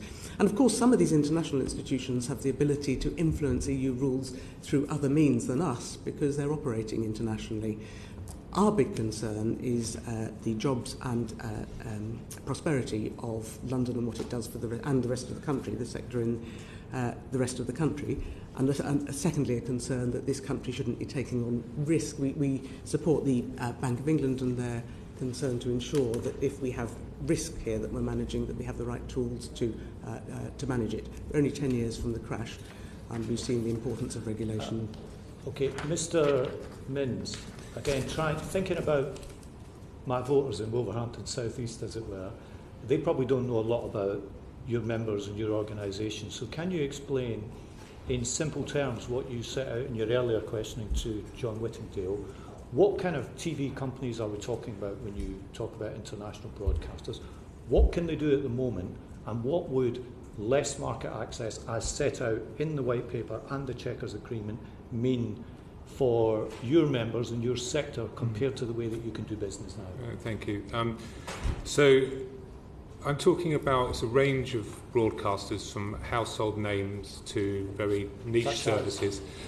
Well, as soon as I start mentioning names, people assume. I mean, my board, for example, includes Discovery, Time Warner, Sky, NBC Universal, A&E Networks. We have other members of AMC. I mean, but the point that there are a range of different types of channel that are available on pay TV, free-to-air, on-demand services.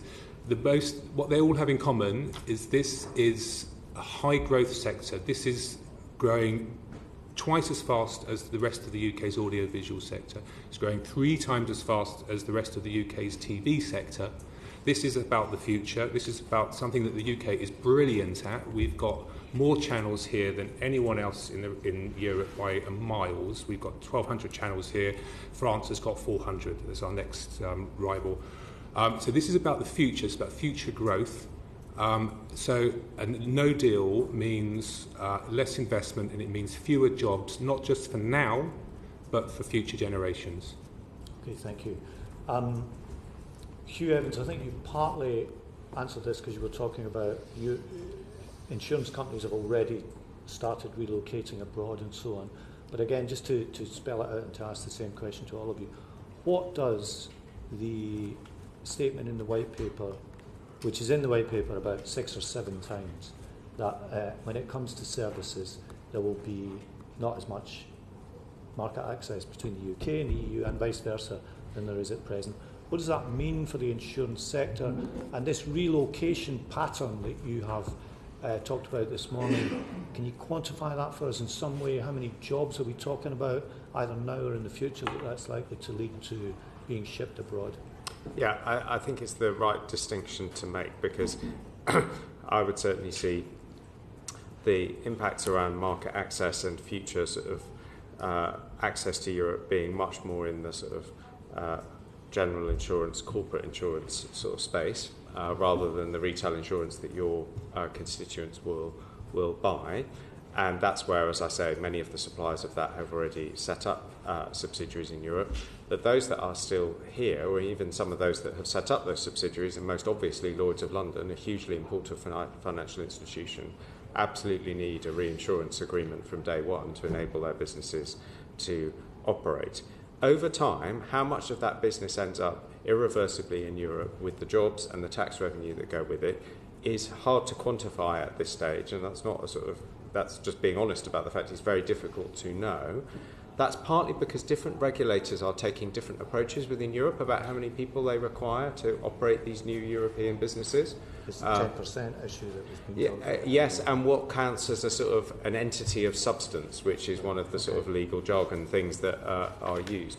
So there is a difference of approach, which we welcome actually, between some of the countries that are receiving these insurance companies and setting them up, about how many people they expect.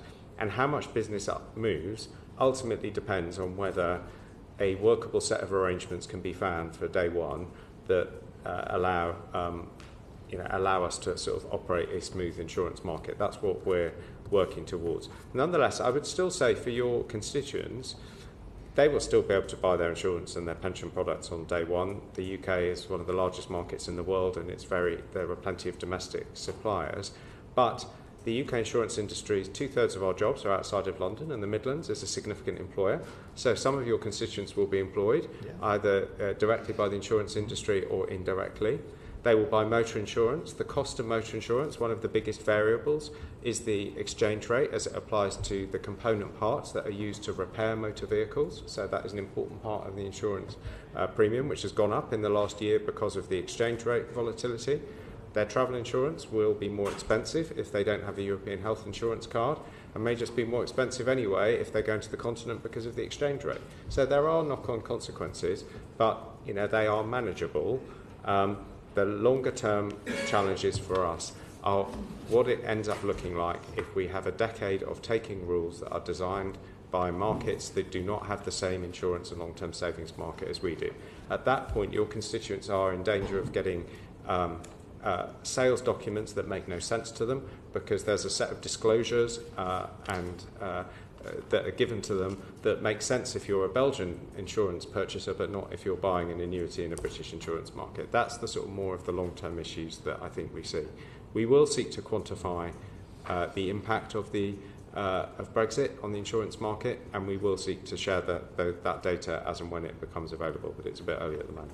You mentioned Lloyd's of London there. Their retiring chairman has written in the FT today that services are being sacrificed by the government on the altar of BrExit. Is he in the right ballpark? Have service industries been too quiet compared to manufacturing industries about speaking up for their concerns? I think it's an interesting question. I would note that you referenced some of the goods manufacturers who spoke up. In doing so, they were actually roundly criticised by serving members of the cabinet, which is not a comfortable position for any corporate to be in. So I would say it's not exactly an easy space for corporates and boards to get engaged in that way. And I think there is a difference between services and goods in the sense that for services, there are workarounds often. They're just expensive, time-consuming workarounds that are suboptimal. But there are nonetheless workarounds. They're services. They are inherently can be more flexible. So I think that's sometimes why you see services being a bit more reticent. Also, in some cases, I think they just look at a very, very live political debate and see this as being a point at which it's Parliament's responsibility to decide the way forward and the government's, and that they are engaging at the wrong stage in the political process. And I know many firms who did speak up during the referendum, who made clear that they supported staying in the European Union, and now take a view that the public, having voted to leave, that their job is to stay out of the more politicised discussions about what the alternative framework should take. I think that is a respectable position to take, even if sometimes it is frustrating for those who are entrusted with finding a way forward. I'll end with you. Thank you, Hugh. I'll end with you, Mr. Derrington. The question I've asked everybody is to try and explain in layman's terms, if you like, this issue about less market access that we have at present. This is now almost a stated government policy. It's set out 6-7 times in the white paper as the foreseen future for service industries. For the tech sector, where the UK is hugely successful, growing fast, we pride ourselves on this. What does that mean in future compared to the way that you're able to do business now? So I think there's kind of current impacts, kind of day one impacts that will likely be seen. So, for example, the ability to portability of content across borders. If you travel abroad, you won't have access to subscription services because we have to be within the regulatory structure for that. Roaming charges, potentially, depending on what individual companies do, whether they choose to swallow the cost. Sorry to interrupt. What won't you have access to? So subscriptions, for example, your Netflix subscription, those kind of subscriptions rely on portability of content rules, which are mutually recognised. So potentially, depending again on what kind of flexibility is used to do, we may not be able to... Well, that would be highly significant for our constituents. If they're travelling abroad, absolutely, as with roaming charges. Again, things like call termination rates, the cost of that on businesses, where does that cost go? It's difficult to know. You wouldn't want to say there is one rule of thumb for all businesses, but inevitably some of that will find its way, one would assume, to the consumer. Then you've got the potential impacts, so the things where the government could choose to diverge, which would have an impact. So, for example, the committee's done a very good report on data flows. Were we to diverge in a way which breached adequacy, then the impacts of that on almost everything someone might want to do are very significant. Be that kind of pulling up their bank account information if it's stored elsewhere, or selling across border. Speaking to friends via digital connections. All those things would potentially be at risk. And then you've got the future growth impacts, which is the UK. About 1.6% of the UK tech sector is foreign direct investment. That makes about 43% of the GVA of the tech sector. Now, they based in the UK, again, strong domestic digital market, but also to serve their European market. If they can't serve their European market from here, then they do have to think about where they put themselves and their kind of key sales hubs. But that then obviously leads to where do your R&D hubs go? They go to the same place. And so the long-term impacts of that may well be very significant. Our worry in some ways is that, bluntly, the big companies can make these choices. They aren't beneficial choices to the UK economy ultimately if they mean moving people. Small companies, in some ways, again, are nimble enough to be able to move quite quickly. There's a big challenge for the mid-tier of UK tech, which is kind of diverse across the country, where if you are a mid-cap company, 250 employees, British brand, but will still have to apply EU regulations, then you're the people who are really potentially going to get squeezed by Brexit on both sides. You don't have hubs in, big kind of policy hubs in Brussels or wherever else who can do the influencing for you. So that loss of regulatory influence is going to be significant on you, potentially more than others. And that's where you kind of see fear, because they don't necessarily know what to plan for on the basis of the current white paper and don't know where they're going to end up in future. I mean, the key line, I think, for what it's worth in the white paper for us is, the government says we will propose exploring new models for regulatory cooperation. I don't know what that means. Neither do I. And at the moment, that's not enough for a business to plan on. As I say, if you're in goods, you will know, broadly speaking, day one after Brexit. Just ask you one serious question at the end. We hear from the tech sector all the time that critical to the UK's success has been the free flow of people, and that in a tech business, talented people are the most important thing. Presumably you are also watching quite closely what a mobility partnership, or whatever it's called, will actually mean. Absolutely. I mean, we often talk about the kind of two key inputs into with current tech and future tech being data and people. If you don't have either of those two things, you can't be the hub for new innovation. Thanks very much. Thank you very much indeed. Joanna Cherry. I'm interested on the impact the white paper has had on your sectoral planning for Brexit. Mr Minns, you said that at the moment you have no information on the government's position on broadcasting post the white paper. And Ms McGuinness, you wrote on the 16th of July in City AM that up until a few weeks ago the government had publicly stated its support for an ambitious mutual recognition model, and then there was quite an abrupt shift towards a form of enhanced equivalence, and that had caused some concern in your sector. And I think today you've said that you became aware that this shift was going to happen in advance of the white paper, but you weren't consulted as such. Is that correct? Yes.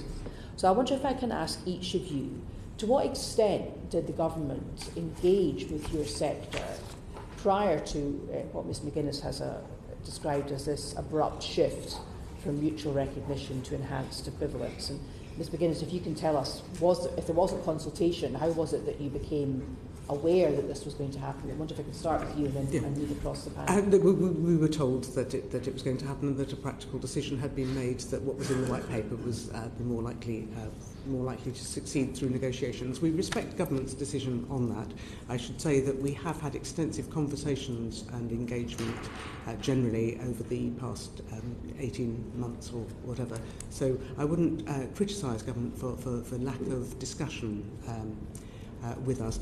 You also asked what impact it's having on people's contingency planning. Well, to be honest, it hasn't done anything to the contingency planning, because the contingency planning from those firms able to make contingency plans has been progressing all the way through. The fact that transition was agreed in principle a few months back gave people a lot of encouragement, and I think perhaps people slowed down a little bit. Perhaps that's just anecdotal, but there hasn't been anything yet firm enough for people to say, well, okay, I can afford to wait a few more months before making my decision. People are having to work on the assumption that we may have no deal, and are making and now implementing their contingency plans accordingly. Yeah, I mean, I would agree with that. I mean, we were expecting more detail on broadcasting and what that would look like. And as I understand it, that if it was there, it was removed at the last minute. It leaves us in a very difficult position because, as I've said, we haven't had any further details about what broadcasting, what type of deal government's looking for in broadcasting. And companies are having to make contingency arrangements. It'll take, we estimate, between 3 and 6 months for a company to restructure if it needs to under no deal.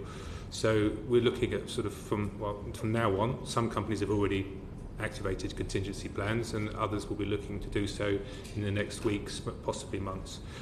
So we do really need from government, we need a clear, unequivocal commitment to an ambitious deal specifically on broadcasting, and it would instill some confidence to know what that looks like.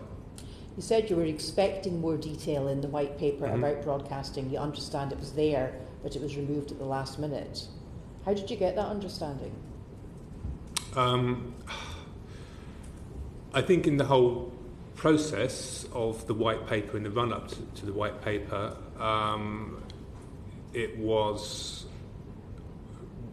we were told by different sources that the white paper would include detail on different sectors. I think that was, to be honest, fairly common understanding amongst different sectors in industry, that everything would be outlined and there would be a framework for moving forward on each sector. But so far as you're concerned, that's something you expected to see in the white paper, and you thought it was going to be there, but your understanding is it was there, but it was removed. Yes. Do you know why it was removed? Well, I think because if it was mutual recognition, then that just came out. We were caught in the crossfire. I don't think it was anything to do with broadcasting. There was a piece in the Times that said that creative industries weren't even mentioned at Chequers. So I don't think it was anything about our particular sector. I just think we were caught in the crossfire of we need to take mutual recognition out. Okay. Mr. Evans. Yeah, I mean, as with the City of London Corporation, we received a courtesy call shortly before it was published to inform us what the decision had been taken, and our impression was very clearly that the decision to shift the policy had been part of the process involving Chequers and the white paper and the coming together of the government position at that time. I would say, and I'd like to put on the record, I think the Treasury has worked very hard to consult with the financial services sector and been pretty open and thoughtful in its engagement, led personally by the Chancellor, but actually a lot of senior officials as well over the last 18 months. But clearly the value to industry of that dialogue, it has been somewhat limited by the tensions within the government around what the actual position is going to be. I mean, when you're in the extraordinary position that the former Foreign Secretary is publicly abusing the Chancellor, calling him the High Priest of Remain, it makes it harder for boards then being spoken to by that Chancellor about where he would like government position to be, to sort of, have full confidence that that's where it's going to end up. So I think there is a difference between the Treasury's institutional approach, which I think has been helpful and constructive, and the wider political parameters within which it has been operating at a point when government policy has very obviously not settled. Now that it has settled and there is a negotiating position, albeit one that still hasn't had any contact with the other side, then I hope we can move forward into a position that's more constructive. And from our position now, knowing that they want to build a position based on equivalence, we know all about equivalence. We understand equivalence. It's been in place for 10 years. We've seen it operate across the EU. So we sort of know the terms around which the discussions will now happen. The challenge is obviously to get an engaged consultation on the other side. Mr. Derrington. I mean, I think the engagement, broadly speaking, has been frankly quite piecemeal. At certain times there's been very, very good engagement from various different parts of government. At certain times there's been, frankly, not enough information. I think one of the challenges digital faces is DCMS as a home department kind of has some weight and a lot of expertise on digital, but actually a number of the big discussions which will impact on digital are made, be it BEIS, Treasury, DIT, etc., and there's still some coordination between those different departments, which I don't think is necessarily flowing through. And I think there is still a slightly over-ambition about what might be achievable on the world stage in the future on digital, certainly in the near term. To be clear, being a WTO member in our own right as the UK potentially gives us a leadership role in the future in things like the Australian e-commerce discussions, but those are 10, 15 years down the line. And I think there is some kind of over-excitement about those areas which cuts across actually what do we need in March 2019. I think that challenge is felt within, frankly, all departments. And in some cases, for example, on data protection, the kind of pragmatic side has broadly won out in terms of government policy, but in other areas, more detailed discussion of individual aspects of the digital single market, it hasn't. So I think that's where we lie. I think from the white paper's point of view, we had vague rumours about what was going to be in it, but the reality is we had to see the white paper and then go, this doesn't really say enough. Did you get a courtesy call in advance? So over the weekend, my CEO spoke a number of times to then Secretary of State Hancock, and I think the engagement at that level has been really good. The new Secretary of State's been really positive, engaging very quickly off the bat as well.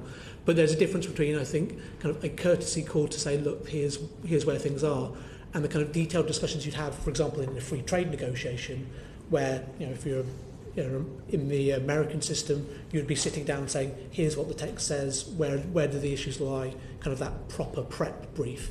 That still comes from officials, not necessarily as direct business input.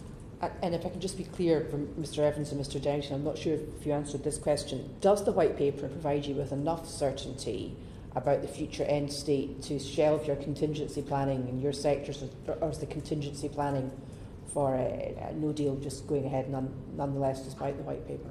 No, absolutely not. We would certainly not advise our members to shelve any contingency planning. Our advice very consistently for members since the 24th of June 2016 has been to do what is within their powers to do, to restructure and do whatever they can do legally to ensure that they can service their clients and not rely on a political agreement. So we would absolutely not advise anyone in our sector to move away from any contingency plans they've reached. I think that would be foolish in the extreme. Insofar as it is possible to do any contingency planning on a number of kind of future-looking things, then no. There is still a massive gap. We don't know what new regulatory frameworks the government might pursue or when we might get them. We assume the white paper will be the point where we get that information. It's clearly not. We're taking evidence this afternoon from the new DEXU Secretary of State and also from the Prime Minister's Chief Negotiator, Mr Robbins. If you could ask one thing from them, each of you, what would it be? Perhaps starting with Ms McGuinness working for... I'd ask them to focus very firmly on transition and on tying down the implementation period, so that'll be the withdrawal agreement, so that people have time to make whatever arrangements they need to make.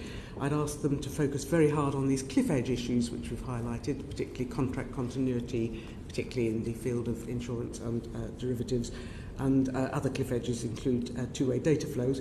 And I also ask them to look at taking every unilateral step that we can take to ensure that our fundamental strengths are underpinned. And in that I'm thinking, for example, of what we can do to ensure that English law continues to be recognised and enforceable. And there will be a number of other unilateral steps along the lines that our regulators took actually back in December. But we should be taking every step we can take to make sure that we're as open to business and as secure as we can be, whilst we then take time to negotiate this ambitious agreement for the future. So transition, cliff edge and unilateral action. My main request would be for a clear, unequivocal commitment that the government will seek an ambitious deal on broadcasting. As I've mentioned before, it would also be helpful if we could get some idea of the plan on that. And then finally, to engage with the sector on this. I think my request would be, from a technical perspective, to do everything they can to ensure the market can work on day one, whether that day one is in March 2019 or January 2021, particularly around reinsurance and the operation of the London market, and that whatever arrangements they put in place, either now or in the future, are capable of standing the test of time and the evolution of regulatory standards and market practice. My broader one would be to ask them, what can they do to change the atmosphere? Because we have burned through an enormous amount of goodwill with our European partners, and as somebody who sits on the board of Insurance Europe and works very closely with my European opposite numbers, I know full well that most of them wish to stay in a close trading relationship with us and view us as their partners and people who share a common continent, common values, and wish to work closely together going forward. So my request to the Secretary of State, which I will also say in person as and when I get a chance to see him, is to say, what can you do to help change the atmosphere in the room so that we can go back to the fact that we are people who share a common continent, have until now, have 40 years worth of shared trading and regulatory market, shared values and practice, and how can we make sure that we reach an agreement that goes back to trying to find a workable way forward that respects the mandate of the referendum but maintains and preserves some and develops some goodwill that has been lost over the last 2 years. If I could be cheeky and give three very quickly. First of all, what flexibility does the government perceive in the new model, and how does it quantify that offset against closures of market access? Because we, as I said before, can't necessarily identify areas where flexibility is particularly valued compared to that. Secondly, this question of exploring new models for regulatory cooperation, what are those new models, what are they looking at, and how do they think they will operate? And thirdly, connected to that, if they do identify new models for regulatory cooperation, will they be part of the overall institutional framework that is proposed within the white paper, or sit outside? And this is really key, because if we want the influence in terms of observer status on BrExit, etc., then those things will likely have to be at least within the current model of the institutional framework suggested. Frankly, potentially a strengthened model of that, depending on how the negotiations go. Thank you. Thank you very much. Jeremy Lefroy. Thank you very much. Just one brief question, and picking up from what Mr. Evans was saying earlier, and very much taken on board everything that's been said. But Mr. Evans, you said earlier that a number of your members have already set up subsidiaries in order to continue to transact business as we leave the European Union. Do you see this, as well as obviously being a necessity, but also potentially being an opportunity? Because if you have fully functioning subsidiaries, as opposed to doing using passporting arrangements from the UK, you tend to have more presence, you tend to be able to build up a local brand, and therefore potentially in the long term it will be beneficial in terms of overall business for that group that they have done this. And do you see companies seizing those opportunities to build up local brands, as opposed to being, say, a UK company which is simply relying on passporting? I think that's not where they are at the moment. I think they primarily view it as an operational necessity for the reasons I've set out. And of course, many of them are setting up these EU hubs to be able to service cross-EU business, rather than because they want to run a domestic business in Belgium or Luxembourg or whatever. They're ensuring European multinational, corporate multinationals, for which they will now have to have a base in the EU 27, rather than looking to enter the domestic motor insurance market in the country in which they're in. So I think their drivers are operational resilience and to be able to serve, on the whole, large corporate clients rather than domestic clients. But you're certainly right, I think, that they're very mindful that the countries in which they set up, they have to build strong roots there, develop roots, both obviously with the regulators, with the political establishment, and in any territory in which you operate, you have to develop a permission to operate, which is separate from the regulatory authorisation around good standards, working cooperatively and engaging with the territory in which you're engaged. So I think they will take that responsibility seriously, but I don't think they necessarily see it as an opportunity to grow their business as so much as an opportunity to protect the business that they already have and ensure that they can write new business going forward. I think in terms of new business opportunities, as I think we touched on in the evidence session in April, there are, and as Catherine alluded to, there are real opportunities in India, China, and parts of Asia which have underdeveloped insurance markets, both on the personal lines, corporate insurance, and in terms of pensions and savings products. And there, the work that the government is doing, particularly around regulatory dialogue, as opposed to great big all-singing trade deals, but the work that it's doing on regulatory dialogue to sort of gradually take away many of the local restrictions that make it hard to build business in those places is very valuable work. And it's certainly important that the government continues with that work alongside the sort of slightly more high-profile trade deal work, which catches the headlines, but which doesn't tend to be as beneficial to financial services. Thank you very much. That's very helpful. Any other comments? I think I'd just add to what Hugh says, that although there may be opportunities for the companies to pursue, since many of the companies we're talking about are international companies, not UK companies, that doesn't necessarily mean opportunity or profit for the UK, unfortunately. And we really do need to be looking at that question of both access, but then also partnership with our EU counterparts for the longer term, so that even if we do lose some jobs, we can increase the size of the cake so that we all stand to benefit whilst we're looking at other markets overseas. I think for us it plays out slightly differently. I think what no deal would mean would be a diversion of resources away from all the exciting stuff like investing in local production and investing in new services for consumers, diverting those resources into shuffling your staff and your back-end operations around different countries within the EU, which would be bad for the UK, but it would also be bad for the EU as well, because we're commissioning production in all sorts of countries, not just Britain. Thank you. And actually, that is true. There's also a potential cost from fragmenting the financial services markets that won't be good for anyone because of the increased costs to consumers and businesses. We've just very quickly stressed for the tech sector the importance of ecosystems. So where large players are, you will get spin-offs. New people leaving there, staying at their own small app developer or whatever. Some of those app developers being bought by other larger businesses. That's incredibly important. London's incredibly good at it. There are other hubs within the UK which are incredibly good at it. There are increasingly hubs elsewhere in Europe, particularly, for example, Sweden, Amsterdam.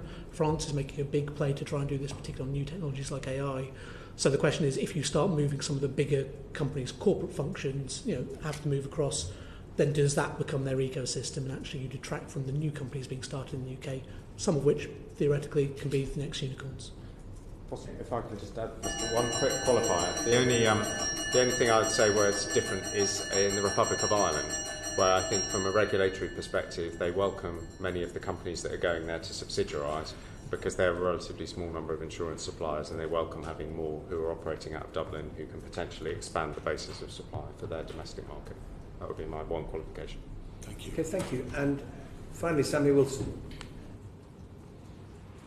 I was being a cynic, which I'm not, but listening to your evidence this morning and some of the alarmist nature of it,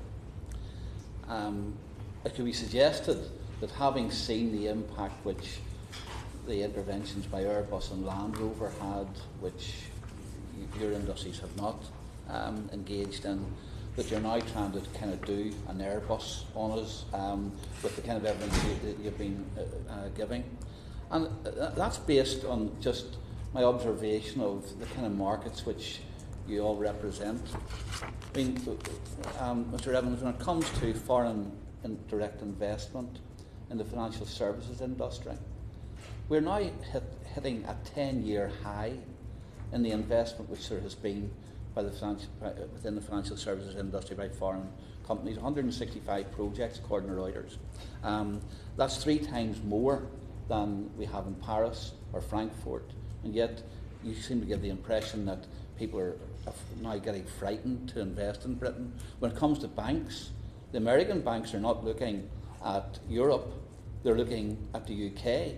And in fact, if you take in March of this year, the 5 main American banks had 1,500 new posts advertised in the UK, as opposed to 200 in Dublin, Frankfurt and Paris, which again I think would indicate that there's still confidence in the UK.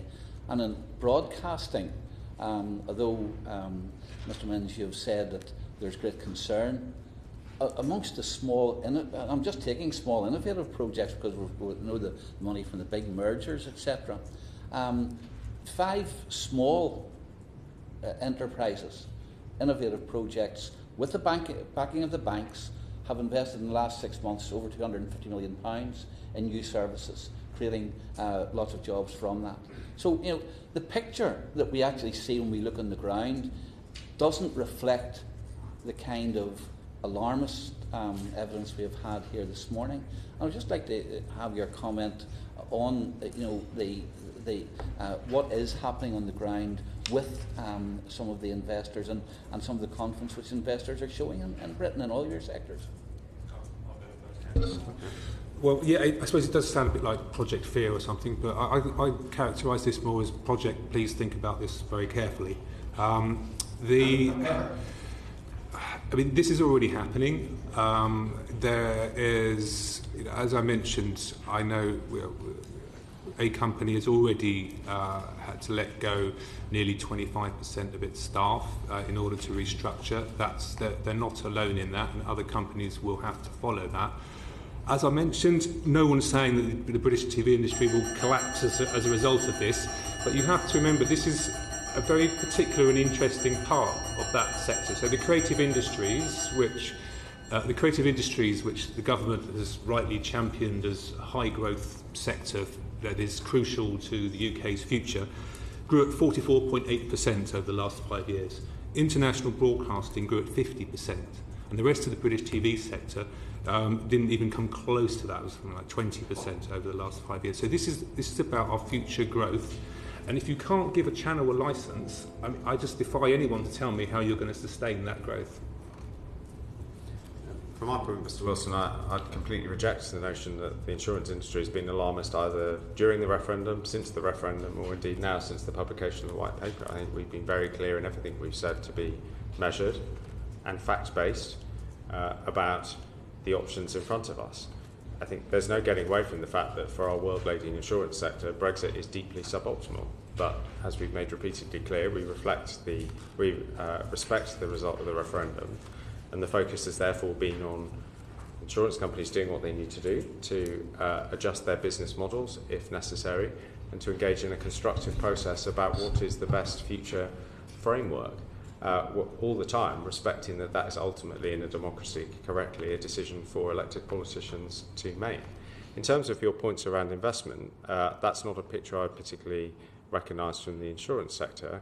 For my members, they have been busy spending hundreds of millions of pounds transferring contracts as a result of Brexit, setting up the new subsidiaries that I've referred to, and there have been virtually no large-scale insurers that have set up in the UK since Brexit. So I don't recognise the picture you paint. It may apply to other parts of the financial services sector.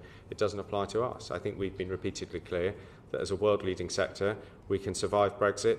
There is still an opportunity to thrive and be a world-leading sector going forward, but not by pretending that Brexit is anything other than a deeply suboptimal outcome for an industry as important as ours. And actually that's the consistent message that we get from the rest of the sector, that we are hearing of people moving, having difficulty recruiting people. There are beginning to be signals that people are not investing where they would have done before. This isn't a scare story, I'm afraid. Things won't disappear overnight. We've got everything to play for. It's critical that we get a good deal through the negotiations, but whatever happens, we will be working with the sector to ensure that they can maximise the opportunities that will remain. But it will mean a great deal of work from all of us, I think, in supporting the sector and in looking at those opportunities elsewhere. If I may, I think we've been consistently clear that the UK will still remain to be a positive place for tech. It's got a very strong domestic market. A lot of that domestic market is actually in kind of digital consumers. So there is a challenge in future technologies which are more B2B focused. For example, AI. Does the UK look like as attractive a market for new technologies as it did for old? I think the government's frankly doing some very good work to help build that case. For example, the Centre for Data Ethics and Innovation is a really positive movement.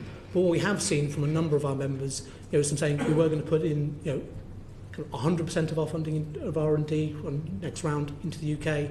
Now we're more cautious. We are putting in maybe 80% and putting 20% in France, where they're making quite a significant play to build their digital technology sector. So I think just looking at the UK figures doesn't necessarily give you the global kind of picture. I think within the very largest tech companies, tech is growing across the world very, very rapidly. They have a lot of space to kind of do interesting things.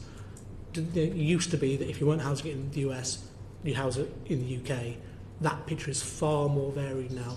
And one of the challenges with Brexit is our competitors aren't waiting for us to kind of finish what we're doing before they make the pitch. We've seen that with Macron in France, increasingly seeing it with other kind of ASEAN countries like Singapore beginning to take a kind of real proactive approach. And so I think it's kind of we will still be a great place for tech, but there's a difference between adapting and ultimately thriving, which is ultimately what we all want to do, particularly if we want the huge potential economic gains of tech in the next 10, 20 years to be housed in the UK rather than diverse elsewhere.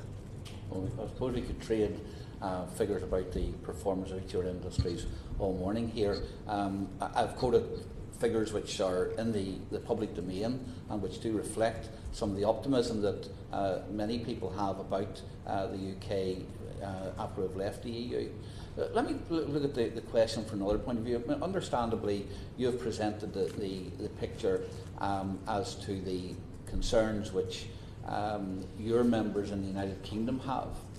But from the other side of the table, obviously we're a big exporter of services, and that's because people in Europe need our services. We've had evidence to the committee on a number of occasions about the importance, for example, the UK financial services industry when it comes to the insurance of goods and the importance to the export industries in the EU, about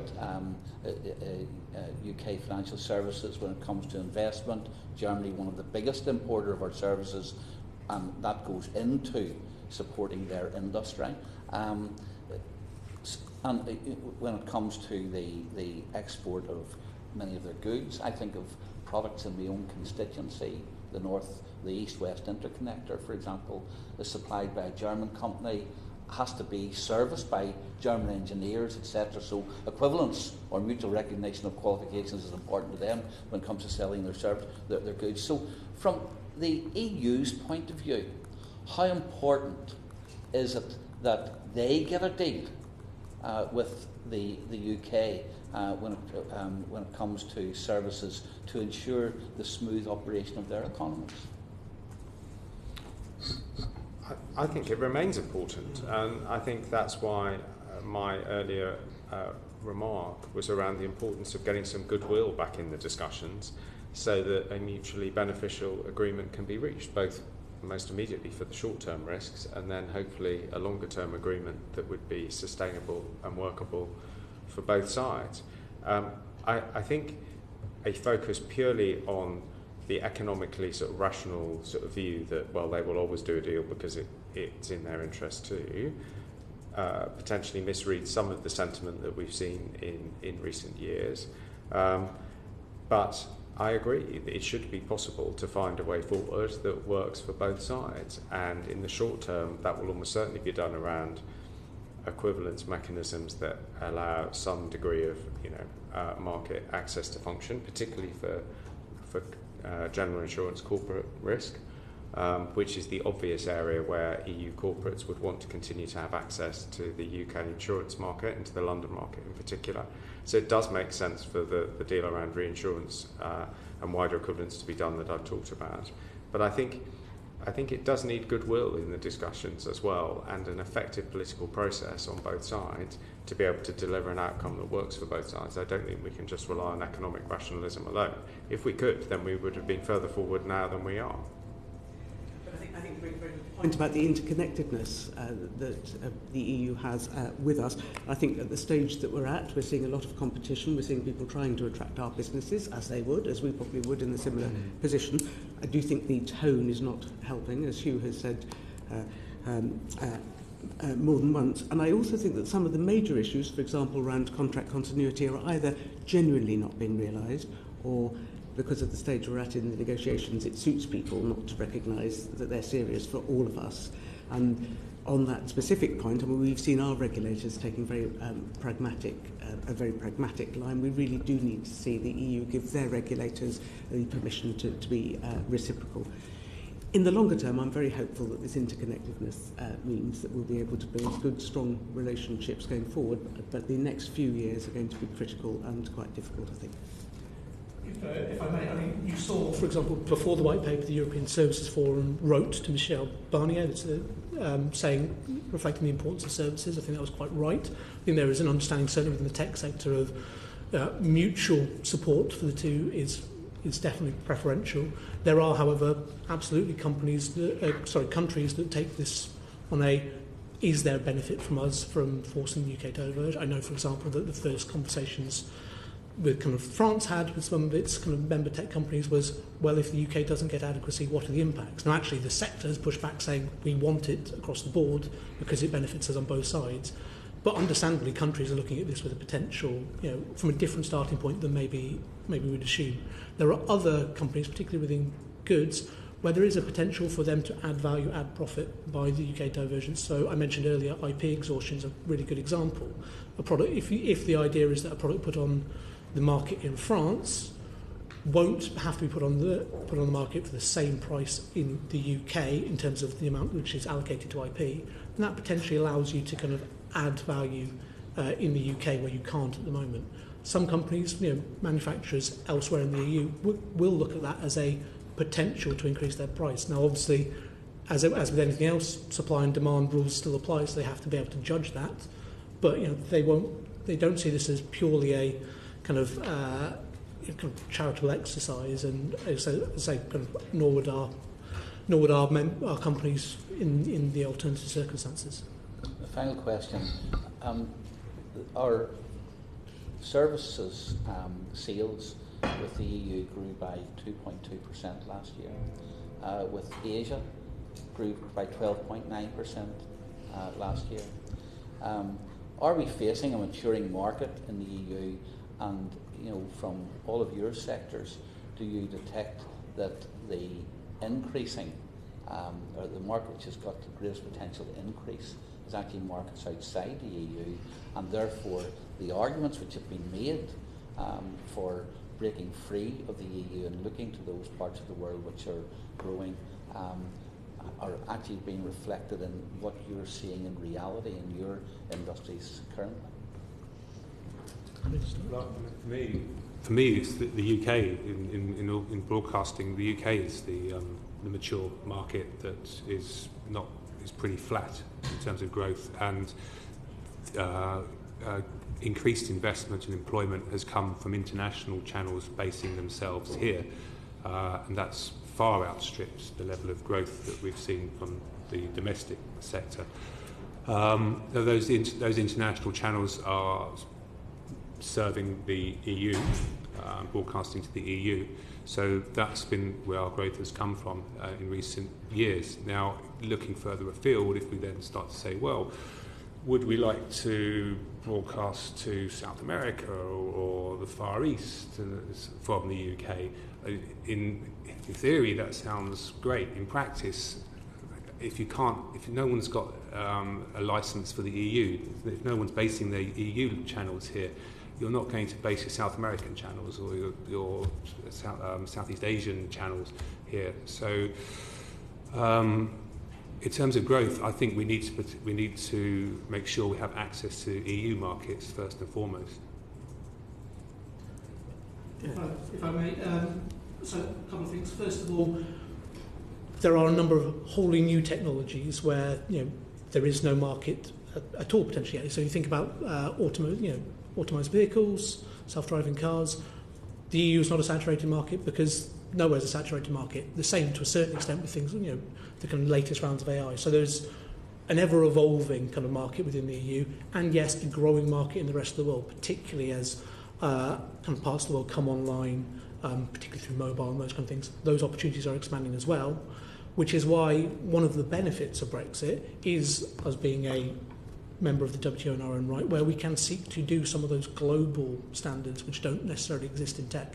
So, for example, is there an opportunity within the e-commerce discussions currently going on in Australia to develop a global standard on data flows? Now, that would have to bring the EU along with it, so far better to be involved with the EU, able to influence that regime and have our own WTO kind of place in our own right to kind of push some of this work on, than effectively have the EU sitting outside and creating a different regulatory kind of pillar, be that in the US or China or wherever else, which effectively forces companies to pick and choose which market they want to do, because that's not helpful to anyone. So I think on the short term, the EU market is there to grow, and on the long term, the big global standards are still yet to be discussed, and we should absolutely, once we kind of take our seat at the WTO in our own right, be heavily involved in those discussions. And outside the EU, we'd have the opportunity as leaders there.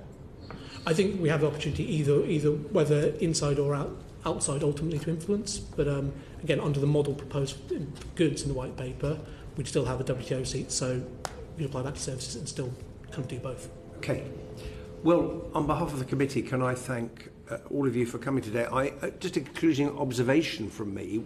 We have before us today examples of 4 great British success stories, and you are representing part of the services industry, the 80% of our economy. And if I were to summarise what we've heard today, I've heard a lot about downside and difficulty, and in the event of no deal, potential damage that would have to be dealt with. I don't know any of you would demur from that summary, but I think what the evidence session this morning has shown us is we really do need to get this right in the interests of you, your sectors, the people you employ, the jobs you create, the investment you encourage, and the tax revenue that you generate for the rest of us. Thank you very much for coming this morning. Order, order.